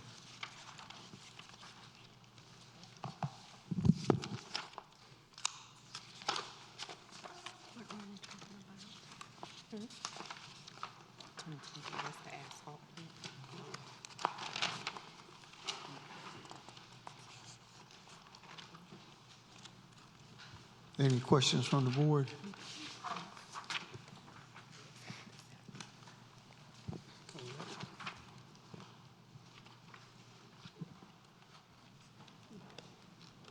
Questions from the board? Hearing none. Is there a motion? Oh, go ahead. Yes, Go ahead. question. She's So what got it. exactly so we approved the settlement, correct? Is that, we're on 2023-01? No, we're not on, okay, my bad. Moving on. Sorry. Yep, okay, you're coming, okay. Okay, thank you. Yeah. So we're at the point now where we're talking about getting rid of the Board of Adjustments, correct? That's where we're at? Or no? Again, yes. So you guys are? Nope, no I'm not discussion? okay with it. So you guys okay with that? I'm still opposed to that, too. I think the Board of Adjustments needs to stand alone. Okay. So just want to make sure we get a kind of I think consensus that of the it can board. be revisited at some point, but I'm not ready to do that now. Okay, I just want to get a consensus kind of where you guys are at. After the commercial, revisit. What are your thoughts on that, Commissioner Harrison, on the Board of Adjustment? Where do you stand on that, if I may ask? I'm sorry, I can't hear you. I'm talking to Commissioner Harrison. My thoughts, Okay, my go ahead. thoughts on the Board of Adjustment. Correct, yes, ma'am. Well, I do think that it should be a standalone board. However, I do see, it seems like we're not getting any applications for it or getting people involved. So I would like to see what happens after we push the commercial to I like it. let people know to do the big push. So Perfect. Thank you. that's how I feel. We do have one, don't we? An application. Yeah, you got one on that. Ms. Privet, I think it was. He was unable to attend tonight. But she's part of the department, she was Board of Adjustment, she was Board of Adjustment. Yeah, another point of order or suggestion, could we get educational background or something added to these applications? The closest thing we have is, what are your qualifications? And in some cases, they don't even answer that. Because they don't know what the qualifications are needed. Looking for on the application then? Something about education or background that would help you serve in that role. We do have the question, what are your qualifications? But we have no answers. I've lived here 2 years. I don't know these people, so it doesn't tell me much. All right.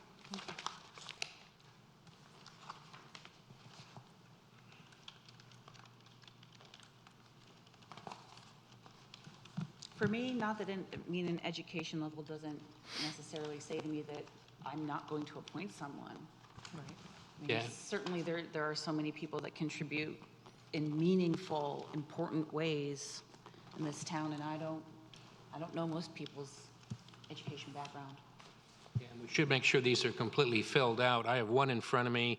They don't tell me if they live in town or the ETJ. Both left blank.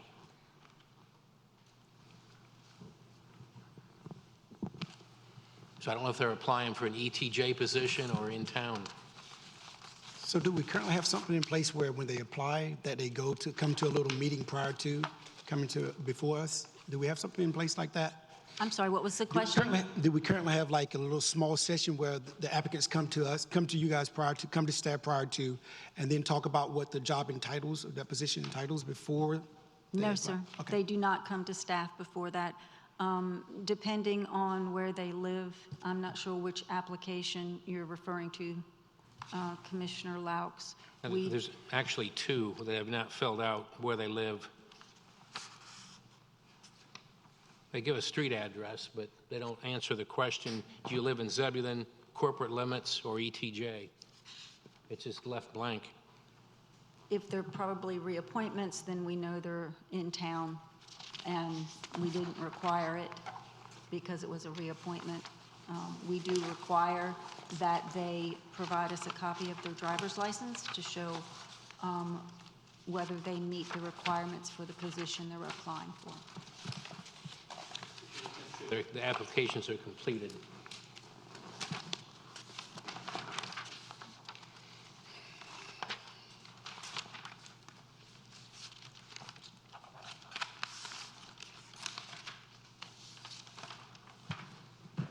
So do we have what we need for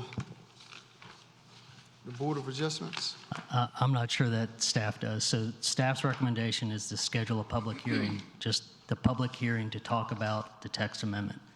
If the board's not interested in that, then staff needs some direction on what the next steps are. Wait 60 days and see how many applications we get following the video and the training sessions on the roles. Agreed.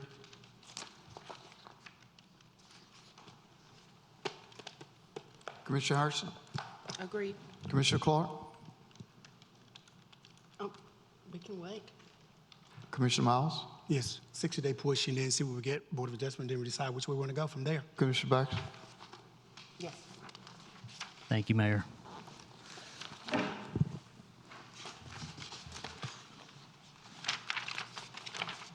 Governing Board and Rules of Procedure.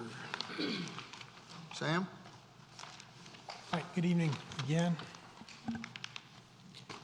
This is a follow-up to our discussion at the work session about participating remotely in meetings. And you'll recall we went over some options there. Options included, and the kind of the policy and law behind those options. And this group settled on the idea of being able to participate remotely but not vote in a particular meeting or on an issue raised in that meeting. So that's what this is. It will fit into your rules of procedure that are being developed throughout the year. And so the draft is in the staff report, and I'm happy to answer any questions from the board on contents of the draft or otherwise.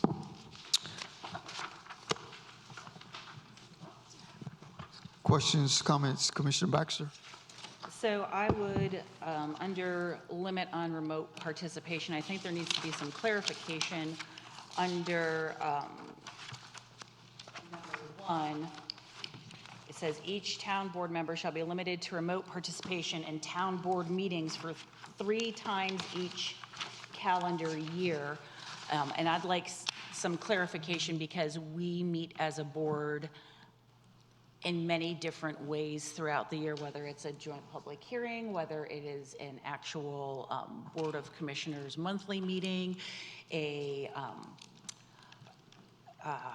mini retreat, or however else we might meet. So I'd like to see some more clarification there. And as well, under number 2, it says only one town board member shall participate remotely in any given town board meeting. And as we spoke before this meeting took place, that's a little bit problematic because in the case that perhaps more than one commissioner cannot attend a meeting in person, one of those, we would have to decide which commissioner would not be able to participate. Since we would have to have a quorum present in person, I think that saying that 2 town board members can participate remotely is more fair and not problematic, correct? Yeah, I would agree with that. I think will all depend on how it's used, right? So like if you increase the ability for 2 to be remote and you increased the number of times one could be remote, I want to come back to that about the different types of meetings because I agree with you on that. You know, it could be problematic over time if you just kept getting 4 people here. And I don't think that will happen. But you know, until the policy's in place and we don't quite know how it'll be utilized. On the point about the meetings, you're right. I mean, they're different kinds. I think as drafted, I envision 3 because that's just where I started. But if you all are considering it, you might say, you know, the work sessions like happen more frequently than these meetings, for example. And so maybe you want a limitation for one meeting and a different limitation for another meeting. And so those are things I think you could consider, primarily work sessions and the regular meetings where this would come up, right?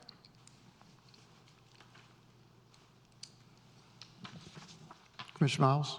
You may have not addressed some of the issues, but I have written down what I'm going to say here. So under section 1, it reads giving notice 11 days prior to the meeting. And even under section 2, where it limits the number of remote meetings to 3 per year.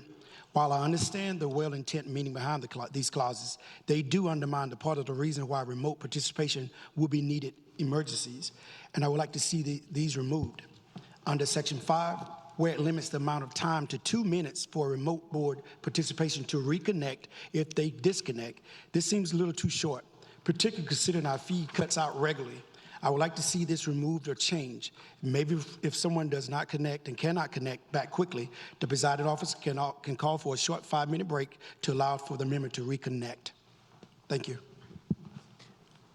Okay, let me ask a couple questions or follow up as you all consider this. Thanks for sharing those. So emergency, I think emergency is different, right? This contemplates, I think, both emergencies but planned absences. I mean, you all know the schedule, you vote on it long in advance, you commit to the job, you commit to being here for the meetings, and that's an important part of it. But that's not to say there's not some meeting in the year, and I think in 3, that's what I'm, certainly fewer than 3, where you can't be there because of some a graduation or whatever happens and you can't be there, but you could plan in advance for that, which is a different problem for participation than the emergency, than illness or emergency that you can't be here. And so those could be, those could be delineated or defined, or it could be the same. I don't have the answer yet as we talk about it, but I do see a difference in the need for any emergency needs and planned needs. All right, thank you. As a reminder, we can always move a meeting if for some reason many of us can't attend that night. Right. So we can always reschedule and move it to another day or another week, whatever. And that's my concern. That's why it was drafted with one participating remotely. You can meet quorum with two, but with two gone, then the importance and significance of then everyone else has to be there without an emergency, or else the meeting wouldn't be able to go on.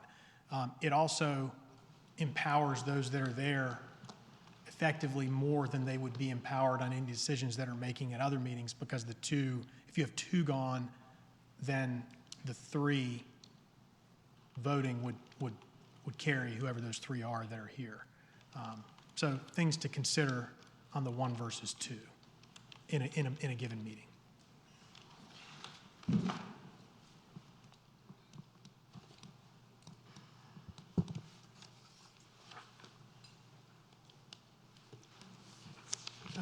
Mr. Mayor, if I may, could I add a thought on that? Sure. You start from the proposition that everyone comes to every meeting. Right. That's the baseline. And so if you wanted to approach this in a very conservative manner, you could go with the one person per meeting for now. And if your experience over time shows that you really need to have two, if that awkward situation occurs that Commissioner Baxter was talking about, then you could adjust it for that or take other points. But maybe if you just started with one, you could see how your experience develops. That's just a thought. It's up for you to consider, of course.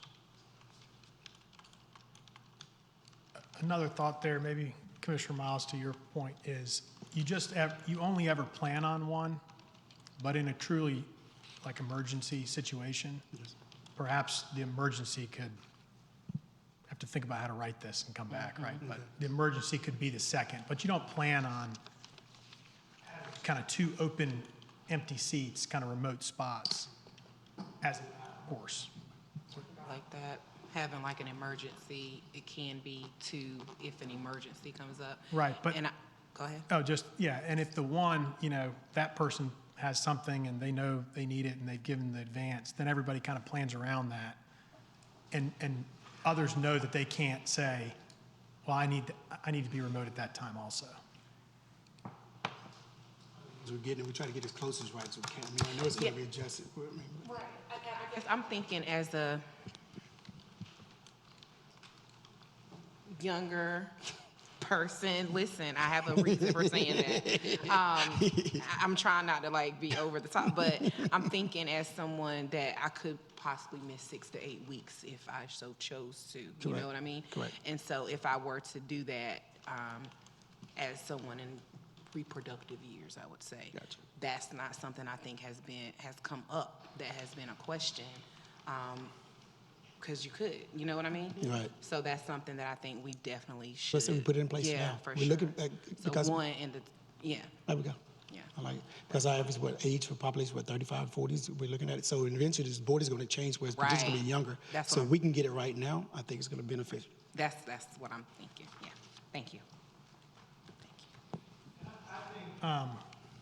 I think that's an important point to raise. I think this could address that. This could also not, and that could be addressed in a resolution or something. I mean, I think there are ways to account for that participation scenario. Sure. At least I say that from the perspective of I was not considering that in drafting this, for better or worse. I just tell you that this is more like you're planning for one here or there, and maybe have an emergency. Right. Yeah. Thank you. So the time thing for the disconnect, what do we think on that, Sam? You give us 2 minutes to reconnect, and then it pretty much is going to cut that person And out. that's fine. That's no magic number. That's just a product of, usually, I say 2 minutes. I mean, that kind of works itself out, you know, in real time, as we've all dealt with on Zoom or phone calls. You kind of wait, you try, someone gets the phone line connected. And I don't think it would be, for the meeting, it would be the technology of you dialing in and not the overall meeting software, right? It would be whatever the participant's connection is that would drop or not drop. But I mean, it's more a product of meeting flow and how long, but there's no magic number on 2. It could be 3 or 5 or at the mayor's discretion, whatever you think. Thank you.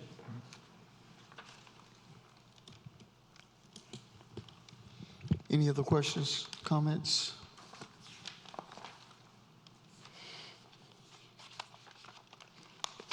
Let me highlight what I've heard and then hear back from you what you think you might do. There's the possibility and question of breaking down the meeting types, the monthly meetings versus, would you include planning board joint public hearings in that? I think I probably would with the monthly meetings. Right, the public's there, the public's a lot more involved in those meetings. Oftentimes there's public hearing and comment versus work sessions, right, which are more typically the board and the staff in that work session environment. So there's a possibility of, I guess, subdividing those for purposes of the allowed remote participation numbers in a calendar year. And then second one being how many at a meeting. I want to hear what you think, but perhaps the solution there is, you know, the person that puts in notice at least 11 days in advance, that's fine and that's their spot, and others don't seek that spot once notice is given, unless it's an emergency, and then that emergency need could be a second. Could you remote come seat. back to us with verbiage that has that delineation between emergency and planned? Yeah, that's what I'm asking. Yeah. I would just like to to see follow that. from you all on that. But okay, so division there. Correct. What about the different types of meetings? Is that something you all want to see? Let's treat them all the same for now. Okay, yeah, We'll move that. all right. Same. What about three per year? I personally, you guys are good with that limitation? You put yourself on that? I mean, I think so. I mean, we vote on, we pass the calendar. We have our dates. I think 3 is fair. Yeah. I think 3 is fair. And you know, like we've talked about a lot, you're building your procedure manual here. I do think this one will shake out as you guys do it, right? I mean, and again, like Eric said, and we talked about at the beginning, you're all going to be here. You're all here anyway. I think you're going to be here, and you don't want to. I think the policy is trying to protect that and not get to a point where there's 2 empty seats too many times, right? And none of you all want that either. So, okay. And can we just maybe bump up the time to Yeah. 3 minutes? 3 minutes. That's easy. Yeah. That'll just give us a little bit more of a reconnection time if we need it. Thank you. sure with that. That's good. Thank you, Sam. Thank you, sir.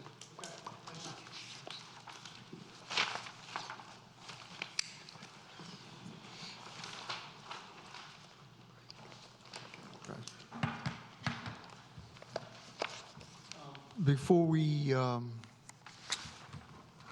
forward, 5-minute recess.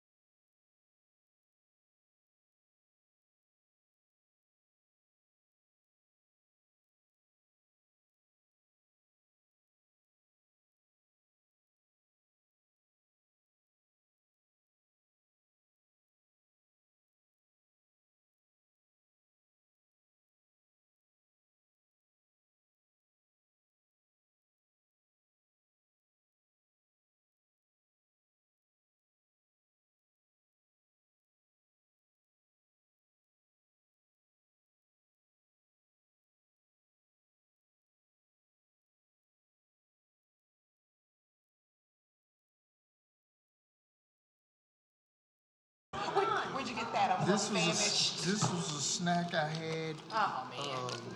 Thursday from the golf tournament. Oh. I would share. but Look, you what go was that? eat it like They had it's a main menu. no. It's semi-pro. They had the Raleigh Country Club. The guys that's trying to make the PGA Tour. Oh wow. They had the old Raleigh, and Thursday was Boys and Girls Club. Okay. So all the proceeds went to Don't worry. When did that? Wow, that's big. How much did it raise? I don't know. I got 2 years worth. It would be. Okay. I paid big. What'd you get it for? Just to Oh, just have the to use it. hospitality. Oh, and now they've seen it. That was nice. In between the Just raindrops. they said they got, we read it, and I'm like, I'm ready to stay. It's good. You're born. It takes me every day. We got this Thursday other was piece. another Mike, nonprofit 10 organization. minutes after but- this meeting. Yeah, Raleigh Country Club. Yeah, Thursday. Usually it was the Rex Hospital was sponsored, but this was the first year that UNC Hospital was sponsored. So it moved from Budget time. This is the highlight of the show.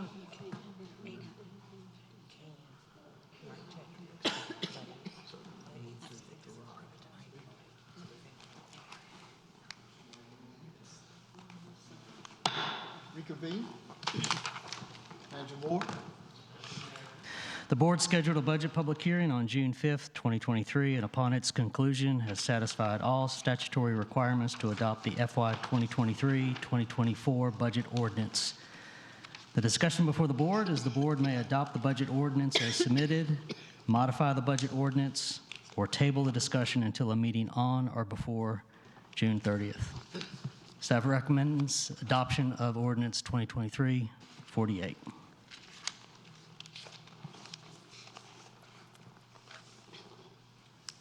Is there any discussion? The board? I still have some questions, Mayor, and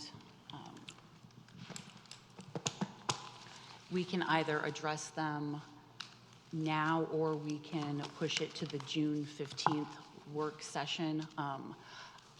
I have one set of questions that I already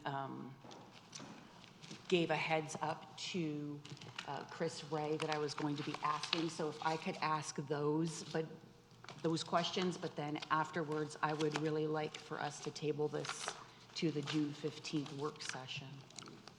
Any other questions or comments? No, I agree with June 15th as well. I would like to meet with Manager Moore before the June 15th meeting as well about the budget. Same here. I'm fine with June 15th. Mr. Miles? I'm fine with June 15th as well. So you want to go ahead and do your So question may now? we maybe table, may I make a motion to table the vote, but may I still ask a couple of questions since Mr. Ray is here and was given a heads up? So, Ish. Or would you prefer to wait till June 15th? Because that's fine. I know that I sprang it on you last minute. Okay. Well, then I'll make a motion to table ordinance 2023-48 to the June 15th work session. we have a motion and a second. Any further discussion? Roll vote. Commissioner Baxter? Aye. Commissioner Miles? Favor. Commissioner Clark? Favor. Commissioner Harrison? Favor. Commissioner Laux? Favor. Motion passes. Commissioner Baxter? Yes.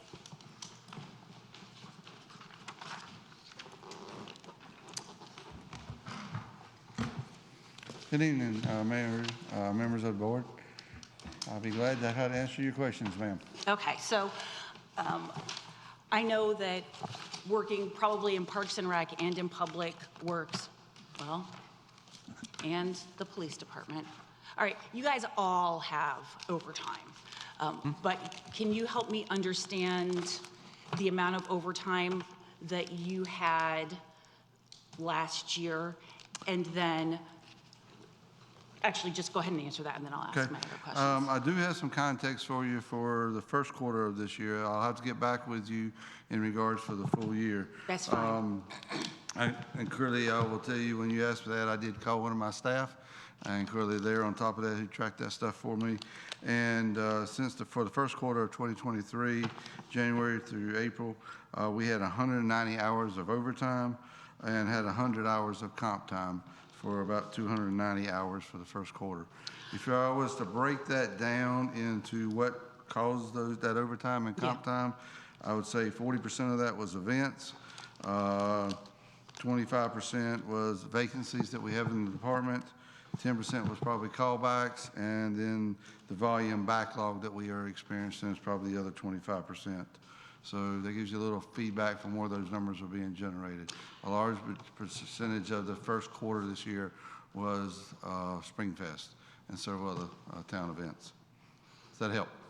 That does help tremendously, because I know that you've got some vacancies that you've been working on filling, and I know that just recently you were able to fill the operations. Yes, ma'am. I'm so excited about that. We are very excited about I'm delighted Mr. for you. Todd joining us. And so I know that that's going to relieve some of the pressure, but I think that some of this can't be avoided and can't be budgeted for. But I feel like there's quite a lot that would maybe not show up if you had some of those other positions filled, right? Yes, ma'am. That would clearly help with this backlog of comp time and overtime. Yes, ma'am. Okay, so with the operations manager that just got filled, how many more open positions do you have that that you're seeking help with? We have one equipment operator position now that is open that we have advertised, and the HR director has forwarded me 4 applications to review. So hopefully we'll start that review process internally here shortly. I have one out on medical leave, and then I have a summer part-time position that is going through background and drug screening at this time. So we hope to add the summer part-time position on within the coming week, 10 days. Okay, and so those are the ones that currently have already been approved for, The current fiscal year. right, okay. Yes, sir. Yes, ma'am. All right, and then we just have the additional requests for Yes, your ma'am. department. Okay.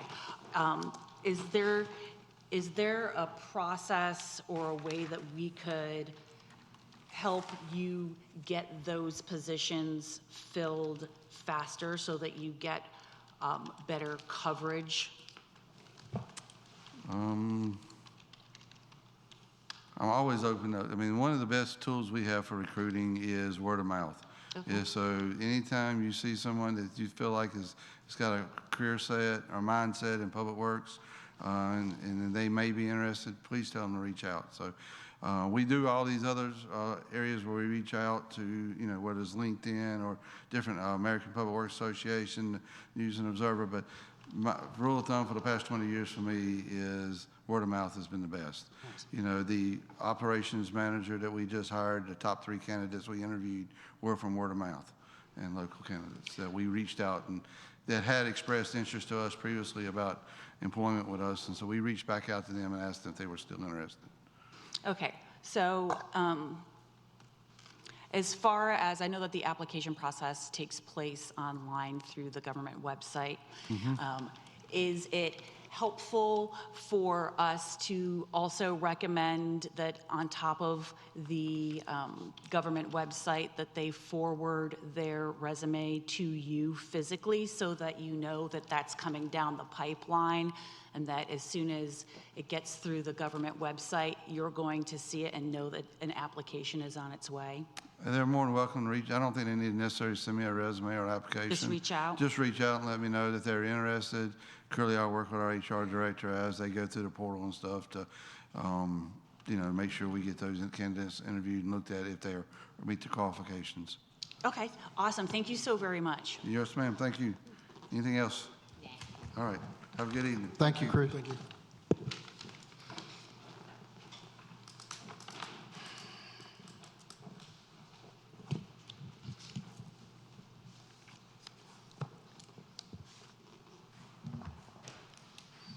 Other items that were pulled from consent. I think the first one was Jasper's Place. No, sir, the first one would be Resolution 2023-28, appointment of the tax collector. Miles? Okay. I'll wait till he comes up. Just one quick question here. What would the cost be to do this in-house, and why would the town not want to do this in-house? I would estimate it'd be 5 to 10 times as much as it costs us right now. We'd have to hire a whole bunch of people, get some software, because we have no capability to do that. Okay. Can you give me a number? I would say it'd be at least 5 times what it costs us right now. So you have a total? Can you give me a total? I mean, I know 5 times. I think it was. I'd probably say it might be 400,000 to 500,000. 400,000 to 500,000 minimum. Okay. That was my only question. Thank you. And they do an excellent job. So billing basically, and just the collecting. cost. Oh, sorry about that. Go ahead, please. They do an excellent job billing and collecting, following up on delinquent bills and things like that, and excellent collection rate. I mean, for us to collect at that rate, we'd probably need a staff of 10 people. Okay. All right. Thank you. Any other questions for that, concerning that issue? No, that was basically it for me. Can I make a motion then to approve Resolution 2023-28? Second. Second, Commissioner Miles. Discussion? Roll vote. Commissioner Baxter? Favor. Commissioner Miles? Favor. Commissioner Clark? Favor? Commissioner Harrison? Favor. Commissioner Loud? Favor. Motion passes. Thank you. Next is Budget Amendment Contract Services. Miles? Okay. According to this report, we used the Network South team successfully for years for everything. At some point, switched to an in-house IT specialist for day-to-day needs. And from this report, it seems that the staff and the town are pleased with both in-house and contract ways of providing IT services. So 2 quick questions. What constitutes the day-to-day needs? What is the cost difference of having in-house IT and contract IT? I'm not sure I'm posing this question to, but. That would be me. Okay. The day-to-day needs deal with everything from ordering computers, setting up computers, to looking at the network, looking at security, working with Wake County, everything that comes from I can't access the internet to Wi-Fi's not working, whatever that may be. And that's just a really short list. Okay. So that is day-to-day. What was the second question? What is the cost difference of having in-house IT and contract IT? Is there you can give me kind of a ballpark figure of the cost analysis between the staff, having someone on staff as well as working through Network South, say, continuously? All right, Network South, to do the day-to-day, being here 1 day a week on site, is roughly $7,600 a month. And we were paying, and that doesn't count when they have to come back out. So let's say they're working with Wake County, they have to set up computers, whatever it may be. That's going to be an additional charge on top of that. And I want to say it's $185 an hour if they have to do that, but don't hold me to that because I'm thinking off the top of my head on that one. And then you've got after-hours cost as well, which are normally double or triple, just depending, especially when you're dealing with fire and police. If police officer can't access, police officer can't access. So you've got to have someone available. And then you've got your cost of salary, retirement, and all of that. And I can't give you that number because I don't know. Okay. So currently, I'm using terminology, Ron, which was in an IT position. So he was on call with the police and fire as well. Am I to understand that as well, from what I'm gathering? Yeah. Yes. Okay. They called him many times over the weekend. All right. Thank you. You're welcome. That is it for that one, sir. Questions concerning the issue? We need a motion. No, go ahead. I don't have it. So I'd like to move to approve ordinance 2023-46. Motion. Second. Second? Commissioner Miles? Favor. Oh, Oh. Hey, I'm ready this one. Questions? Roll vote, Commissioner Laux? In favor? Commissioner Harrison? Favor. Commissioner Baxter? Favor. Commissioner Clark? Favor. Commissioner Miles? Motion passes. Next was Jasper Place Infrastructure Acceptance. Commissioner Miles? Okay.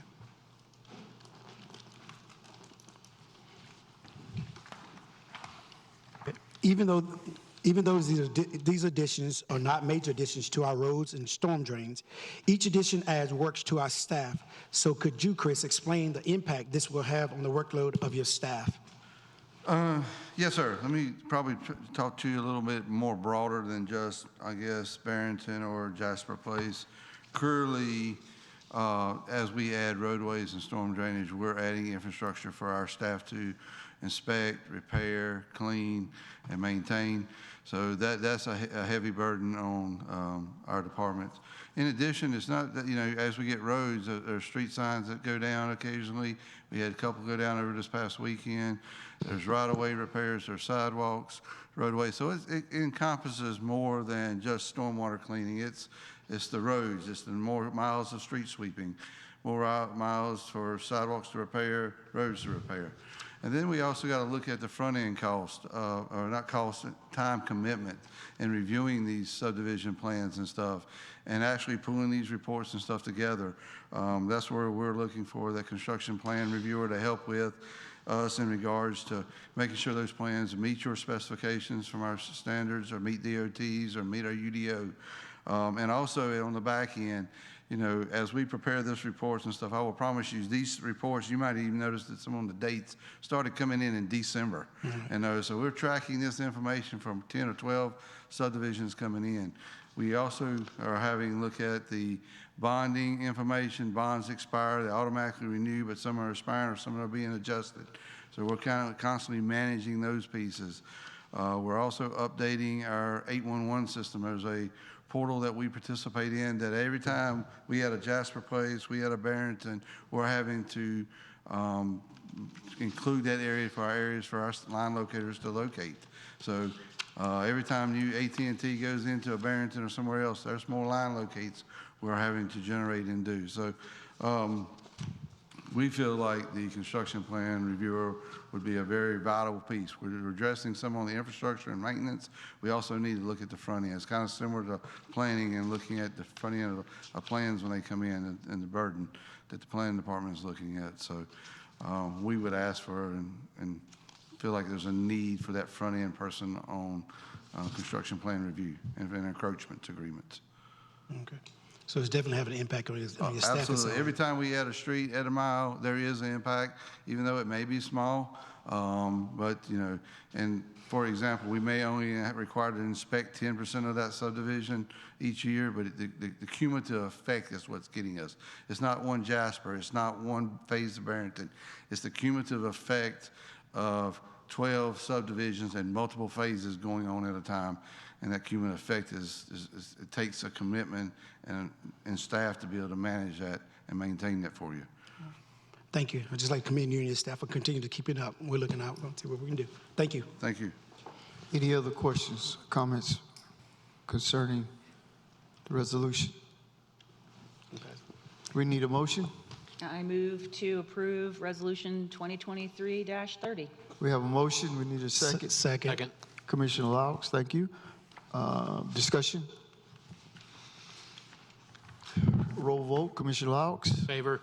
Commissioner Harrison? Favor. Commissioner Clark? Favor. Commissioner Miles? Favor. Commissioner Baxter? Favor. Motion passes. Thank you. Next, Barrington Phase 2. Pretty much that was it for me. That was the same question. Just wanted to understand the impact that you guys are, like I said, there again, your staff is being required, asking to do more with a little bit. It's a cumulative. It's not one subdivision. It's Gotcha. not one phase. It's the cumulative effect of subdivisions over the last several years. And as we continue to add them, we're going to have to continue to meet that need of that infrastructure maintenance and investment. This infrastructure is worth millions of dollars, tens of millions of dollars, and your roadways are going up quickly. And so just like your home, the bigger your home is, the more maintenance it takes. This is the same way. All right. Thank you for sharing that, Chris. Yes, sir. Thank you for the question. Yes, sir. Any other questions concerning the resolution? I just think it's important for us to recognize that just like there's going to be increased needs from Parks and Rec for additional programming as our community grows, there's going to be a pressure on Public Works and Fire and the police department to be appropriately staffed to be able to take care of the community the way it needs to be. Thank you so much. Can I make a motion to approve Resolution 2023-31? We have a motion. Do we need a second? Second. Thank you, Commissioner Miles. Any further discussion? Roll vote, Commissioner Baxter. Yes, approved. Commissioner Miles. Favor. Commissioner Clark. Favor. Commissioner Harrison. Commissioner Laux. Favor. Motion passes. Thank you, guys.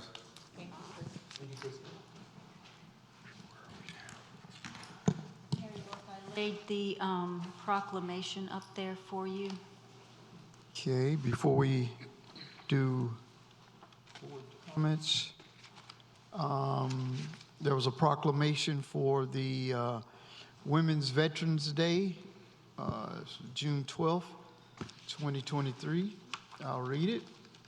Whereas on June 12, 1948, President Harry S. Truman signed the Women's Armed Services Integration Act, enabling women to serve as permanent and regular members of the United States military service. And whereas North Carolina women have served in the American military since before we became a nation, yet they were not officially recognized as military members until 1948. Whereas the women were not considered veterans and had no eligibility for benefits until the women who served in World War II were given veteran status. And whereas 50 years ago, the Navy admitted its first woman pilot. 41 years ago, Arlene B. Durick became the Navy's first female admiral and the first flag-ranked woman officer in the military 15 years ago. The Army named Anne E. Druwood the first four-star female general, and 6 years ago, Camp Lejeune graduated the first 3 women Marines to be enrolled in the School of Infantry. And whereas over 25,000 women served overseas during World War I, over 7,000 North Carolina women serving during World War II, and over 265,000 American women served during the Vietnam War, including 8 who were listed on the Vietnam War Memorial Wall. Now, therefore, I, Glenn L. York, Mayor of Zebulon, North Carolina, do hereby proclaim June 12th as Women's Veterans Day in Zebulon and encourage all residents to remember this day as a salute to all women who have served and are serving in the United States military and thank them for their service. Adopted this day, June 5th, 2023, signed by Mayor Glenn L. York. Thank you. Simplify. Manager's report. Board comments, I'm sorry. Commissioner Baxter.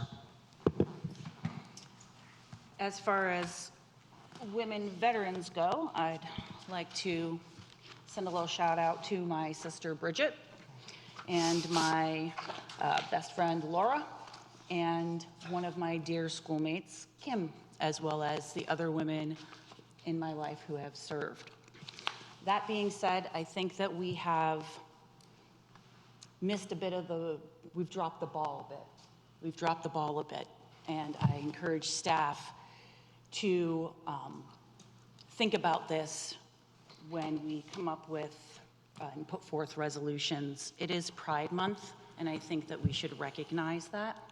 In addition, while we just recognized women veterans, we didn't recognize Women's History Month. And I think that that's a crying shame.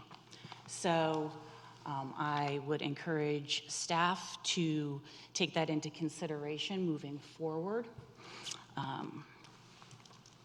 Storm season is upon us.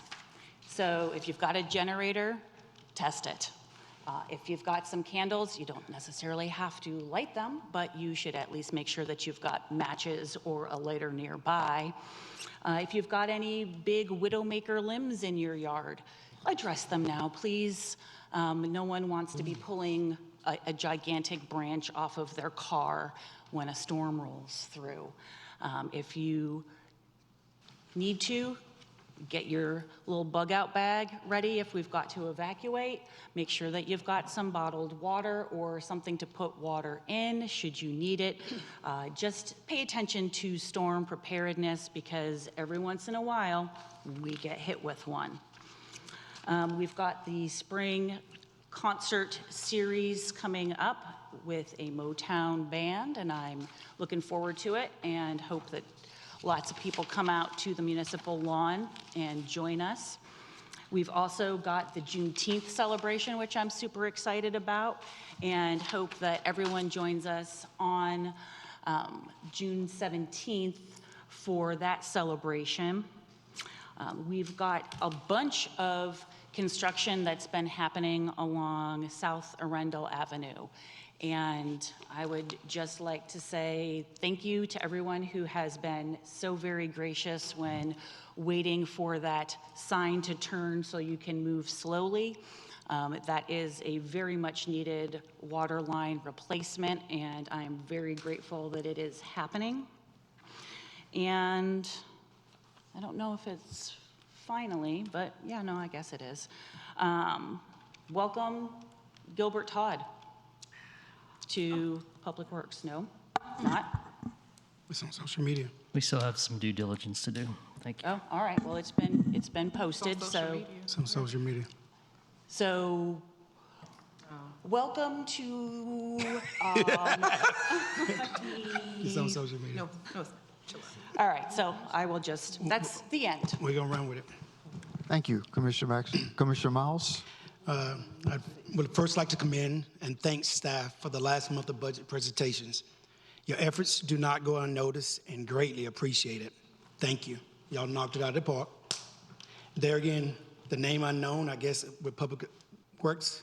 Congratulations, welcome to staff. And I wouldn't go through the list of all that is happening this month, from camps to events, because we'd be here all night. But I'll be sure at least to follow Zebulon Park and Recreation on social media. We have something for everyone going on. That might be it.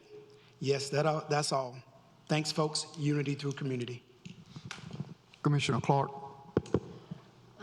I think we have all done a good job with our budget, and we will continue to look at it until at the June 15th meeting. So, and hope we'll be able to go ahead and get that thing passed. Commissioner Harrison? Thank you. I wanted to bring the board's attention to something that I recently experienced with one of the organizations that has come before us on several different occasions.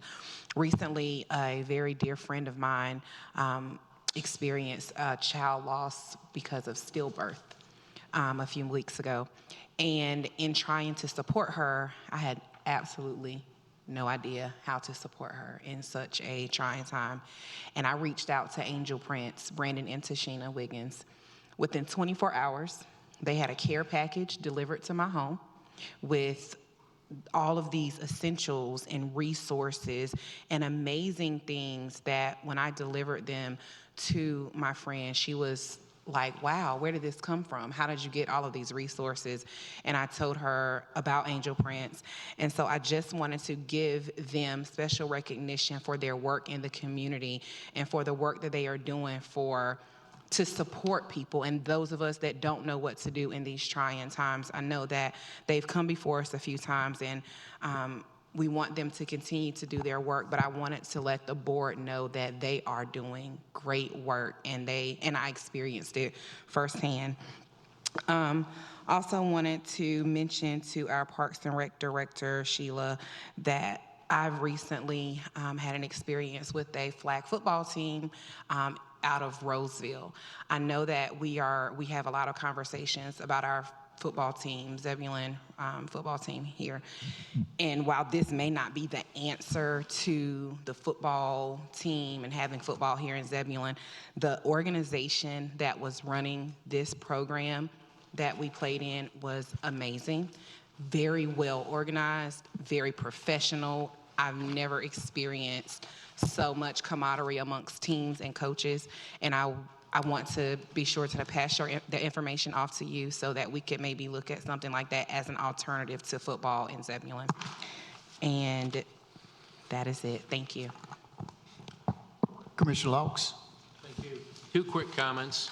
We did receive some public comments regarding the budget tonight by email, but they were received after the magical 3 o'clock deadline, so they will be read at the work session on June 15th. And as a reminder to the public, if you want to come to the meeting and speak, you have to do it 10 minutes before we start.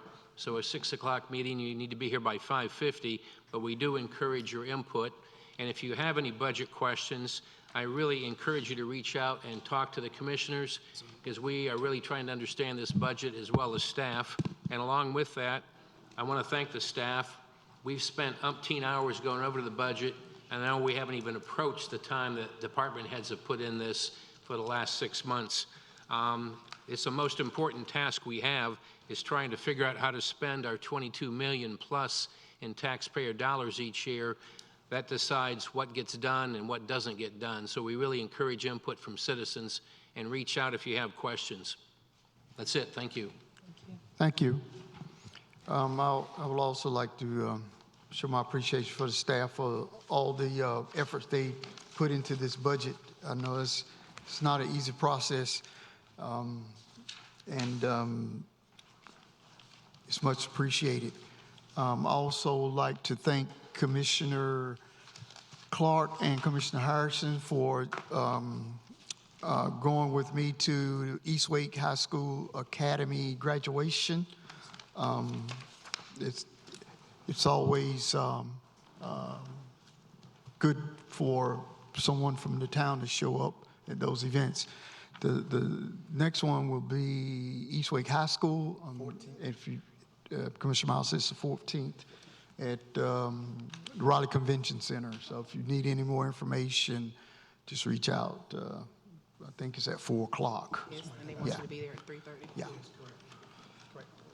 And I think everyone else has expressed some of the same things I wanted to express. I know Commissioner Baxter had some thoughts about some resolutions. Any resolutions at any time, just even if the staff doesn't have them, you can always come to me and we can draft something for resolution. Excellent. Not a problem. And with that, manager's report. Thank you, Mayor. I'll recognize Planning Director Michael Clark to give you a development update. And then after that, Human Resource Director Lisa Markland will give you a personnel update. And then finally, Finance Director Bobby Fitz has some budget transfers to make you aware of.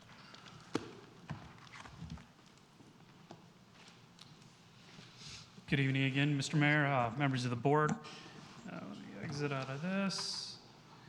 While I'm calling up the interactive development map, I know a couple of you have received an email questionnaire regarding our interactive development map. The Zebulon staff is looking to potentially revise our interactive development page, not just the map itself, but an opportunity to better understand how it's being utilized and make changes to improve what is already a fairly good resource for the citizens. Right now, we've contacted a wide range of folks to kind of get the base levels, and from that, we're going to fine-tune the questions, possibly put together some examples, and send it out to a much broader array of the community, and then eventually the entire community will have an opportunity. Our goal is to have those available this fall as kind of a launch as part of the planning,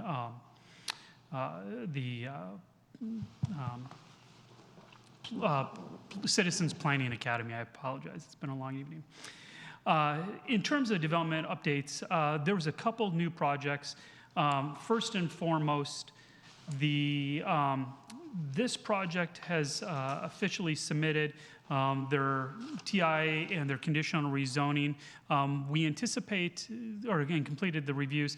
We anticipate this will be coming before you in August for your joint public hearing. It is a convenience store plus gas station that has some truck fueling stations. We're anticipating additional revisions, potentially with discussions, but this has gone through several iterations of technical review committee and will be moving forward. Other projects is, I know a couple of you, it's not on the interactive development map, but a couple of you have met with an applicant requesting a text amendment to include RV parks as allowed within planned developments. They have also submitted and will be coming before you in August, or in August for the joint public hearing.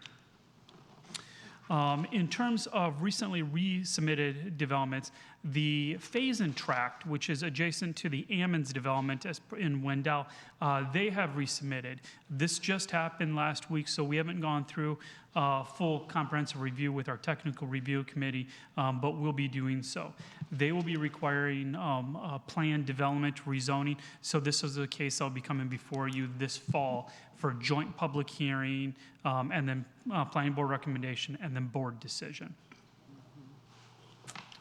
Other projects, that one was discussed.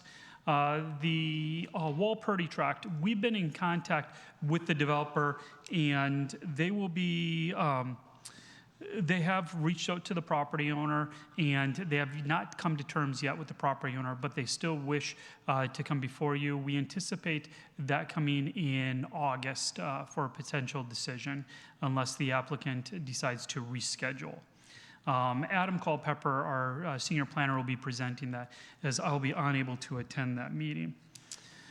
One project which, yes, okay, it did get put on here, is the Zebulon Animal Hospital.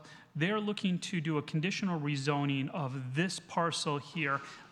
They're looking to relocate from their existing location at Pierce's in Arundel, on that tract that was partially owned by Parrish Realty. They're looking to redevelop this site, full new structure, and part of that's going to require a conditional rezoning because it's currently zoned residential. And that's the Hicks property? I believe that's correct. That's at the corner, which one, Green Pace and?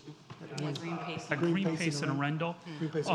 And as always, if you have any questions, if you want a sneak peek of what this is, it's a legislative case, so you can do this. It's completely fine. You can always click on view, and it'll bring up the application, site plan. They have had their neighborhood meeting. There will be a public hearing on this. Once again, it'll go through joint public hearing, planning board recommendation, and the board of approval. But this is the configuration that they'll be looking to do. So I'm to understand this is not a quasi-judicial? No, this is not quasi-judicial. We do not put the plans for quasi-judicial cases on here because of the nature of quasi-judicial.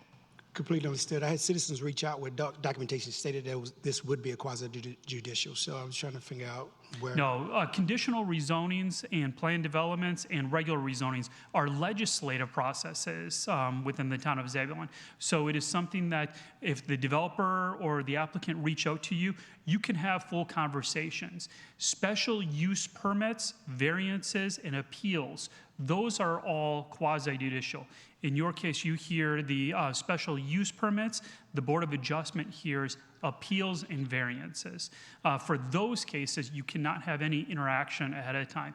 But for conditional rezonings, plan developments, completely fine for you to have communication. My question is, I saw the documentation that the citizens received. It said quasi-judicial would take place, not to talk to the board members. So I stopped definitely the conversation. I'm saying didn't want to have that because that's the documentation I received. So is that they were given incorrect, citizens were given incorrect documentation? I don't know what documentation the citizens were given. The town of Zebulon has not sent out any documentation about this. I'll get a copy of that, too. We'll take a look at the neighborhood meeting packet. Okay. Because the neighborhood meeting packet has two parts. Okay. One references quasi-judicial and one references legislative. Okay, I'll get that because the documentation that the citizens showed me, it stated that they were not allowed to talk to board members because it would be a quasi-judicial hearing. Okay. Yeah, I'll for get a copy of that as quasi-judicial, well. you can or cannot. This project in particular is a legislative decision. Perfectly fine for you to have conversations with the neighboring citizens, with the applicant, anybody that you wish. I think my biggest concern is just trying to figure out what those citizens was given because I read the document. Yeah. And that's when I kind of removed myself once it was quasi-judicial. I'll definitely get a copy of that to you. Sure. So we can address it. Yeah, I appreciate that. Thank you. Let me go through my list. Please track. Interactive. Oh, last but not least, we have been in conversations again regarding Dory Meadows, which is this project here. It is located within the county jurisdiction, not located with our ETJ, but is adjacent to Sydney Creek. We've had a couple conversations now where they're looking to do some pretty substantial reconfigurations from what we have on the interactive development map. Much like all the other legislative processes, a particular attorney will be probably contacting you to have conversations. It's encouraged that you have conversations to provide feedback, suggestions, concerns, ideas regarding that particular development. Once again, it's not quasi-judicial legislative, so it's perfectly okay to have these conversations. And I think it'll help better prepare you for when we do have joint public hearings, as well as when you have to render a decision. Also provides greater clarity to the developer regarding their expectations of what's plausible and what is unlikely to get approved. Finally, last but not least, we will not be having a joint public hearing in June, so y'all get next Monday off. Do you have any questions of me? What is the status of Wakeland Mills? We're still working through those details. We've been in contact with the applicant's attorney and discussing the options. The property itself has been formally split off from the GSK site. Those plats were signed as an exempt subdivision, which is a classification of subdivision in North Carolina General Statute that if it's over a certain acreage and it's not connecting into utilities, there's not the installation of any infrastructure or anything like that, it doesn't need to meet any of our local regulations. But right now, it is a standalone parcel separate from the GSK tract, and we're still waiting to hear whether this project will be moving forward in its existing configuration, if it's going to be modified. I can tell you that there was questions regarding the industrial uses that could potentially go there, being that the site is already currently zoned light industrial. If it does move forward with industrial, the applicant will still be required to construct the necessary road infrastructure, the continuation of Judd Street, as well as the connection to Wedgwood. What is the status of Popeyes? Oh, I completely forgot. Okay, I'm writing these down, and I'm thinking, there's one that they're gonna ask about. I need to make sure. Popeyes has a TCO, temporary certificate of occupancy. There's a couple minor non-health safety things. They put in some wrong species of plants. They need to complete a couple details with their stormwater management system. But the building is occupiable, and they're right now doing staff training, staff interviews. We do not have an open date, but it is moving forward. They have their temporary certificate of occupancy. May I make a suggestion? Whenever we get an opening date, post it. And not in a little way. let's Like, we could push put it. one of those light-up signs. Yes. Let's please try to think about using. Those are a violation of our code, and I can't proceed with those. So. Now, we seriously, I mean, and I'm sure you all do, we get that question more than once a day. All the time. So it's just good to be able to give some direction, and this is great to be able to tell citizens that. Thank you. Thank you, Mike. Questions? I'm done. Yes. 5. They've gone quiet. There's been speculation that they will not be moving forward with the project due to some infrastructure costs that have confounded due to prices and everything else. But they, to the best of my understanding, have not formally rescinded the project. We do have staff reaching out to all the projects that have gone quiet to get updates. Like I mentioned at the last one, Zebulon South is still looking to move forward at some point in the near future, but we do not have action on that one either.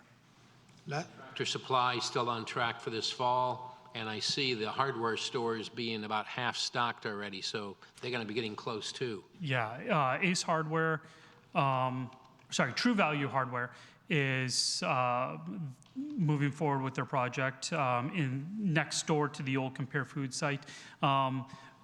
Tractor Supply is still working out some details regarding their sewer connection. That may delay the project a month or two. They originally had utility easement across another parcel, and since then that individual has rescinded the right of that easement. So they're looking at cost-effective alternatives at this point in time. They're still very actively passionate about coming to Zebulon, though. Cookouts still go to? We're still working through with Cookout. They responded when we informed them of the approval of the changes to the utility allocation policy, that they were very appreciative of the work, and they will be getting back with us to how to incorporate those points in their next submittal. Thank you, Mike.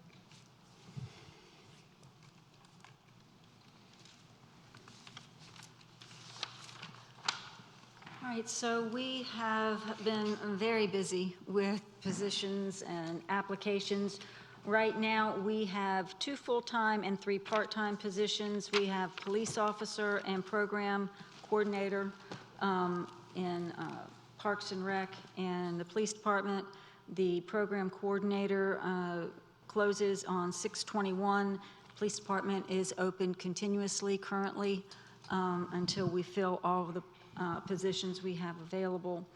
And then, if we have some coming available in the next fiscal year, sometimes it's helpful for us to leave it open because it's a long process for the police department.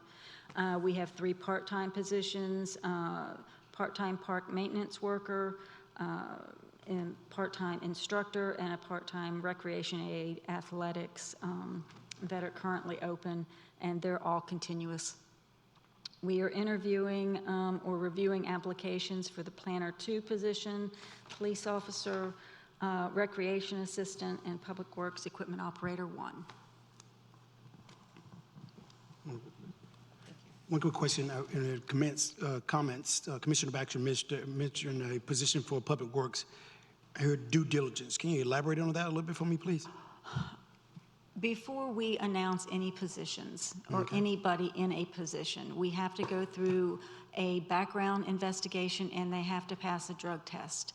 The reasons names are not shared prior to getting that information is if they should fail, then we have released a name that should not have been released and that there's obviously a problem. So we don't release any information prior to. It's not allowed. Okay, I just know it's on social media, so I've seen the community excited. Yeah, I know. So it's very important. I that we wasn't figure out. aware that it was there, and we normally wait until we have a start date and all of that, and that does not come until after drug testing and background checks are completed. Okay, I just want to make sure that it is known that it's out there in social media and the community is excited to have We'll the take business care feel. of it so that it comes down. No, We it's have- not. I No, don't we think- have to take it down. We can't Okay. leave it up. And then we can put it back up when it's official and we know their start date. Time on that, time frame of that? When No, results will be back? some of it hasn't even been started yet. We're waiting on the applicant. Okay, all right, thank you.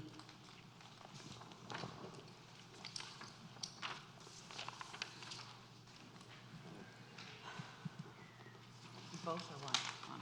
Thank you, sir.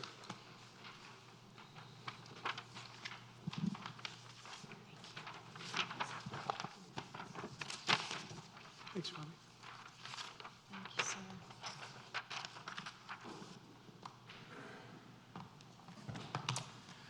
All right, just need to report these transfers I just handed out real quick. In governing board, moved $1,500 from materials and supplies to travel and training. In finance, moved $6,000 from salaries to retiree insurance, and moved $1,000 from travel and training to contract services, Wake County tax collection. Administration moved $2,500 from retirement to advertising. In property and project management, moved $3,500 from salaries to professional services. And public works operations, moved $3,000 from salaries to fuel. And moved $1,500 from insurance and bonds to professional services. And in parks and recreation, moved $3,300 from community center programs, $2,500 of that to summer camps, and $800 to salaries overtime. Moved $350 from computers, $150 of that to cemetery landscape, and the other $200 to park landscape. Moved $1,500 from equipment maintenance to grounds maintenance, and finally moved $500 from team uniforms to athletics. Thank you.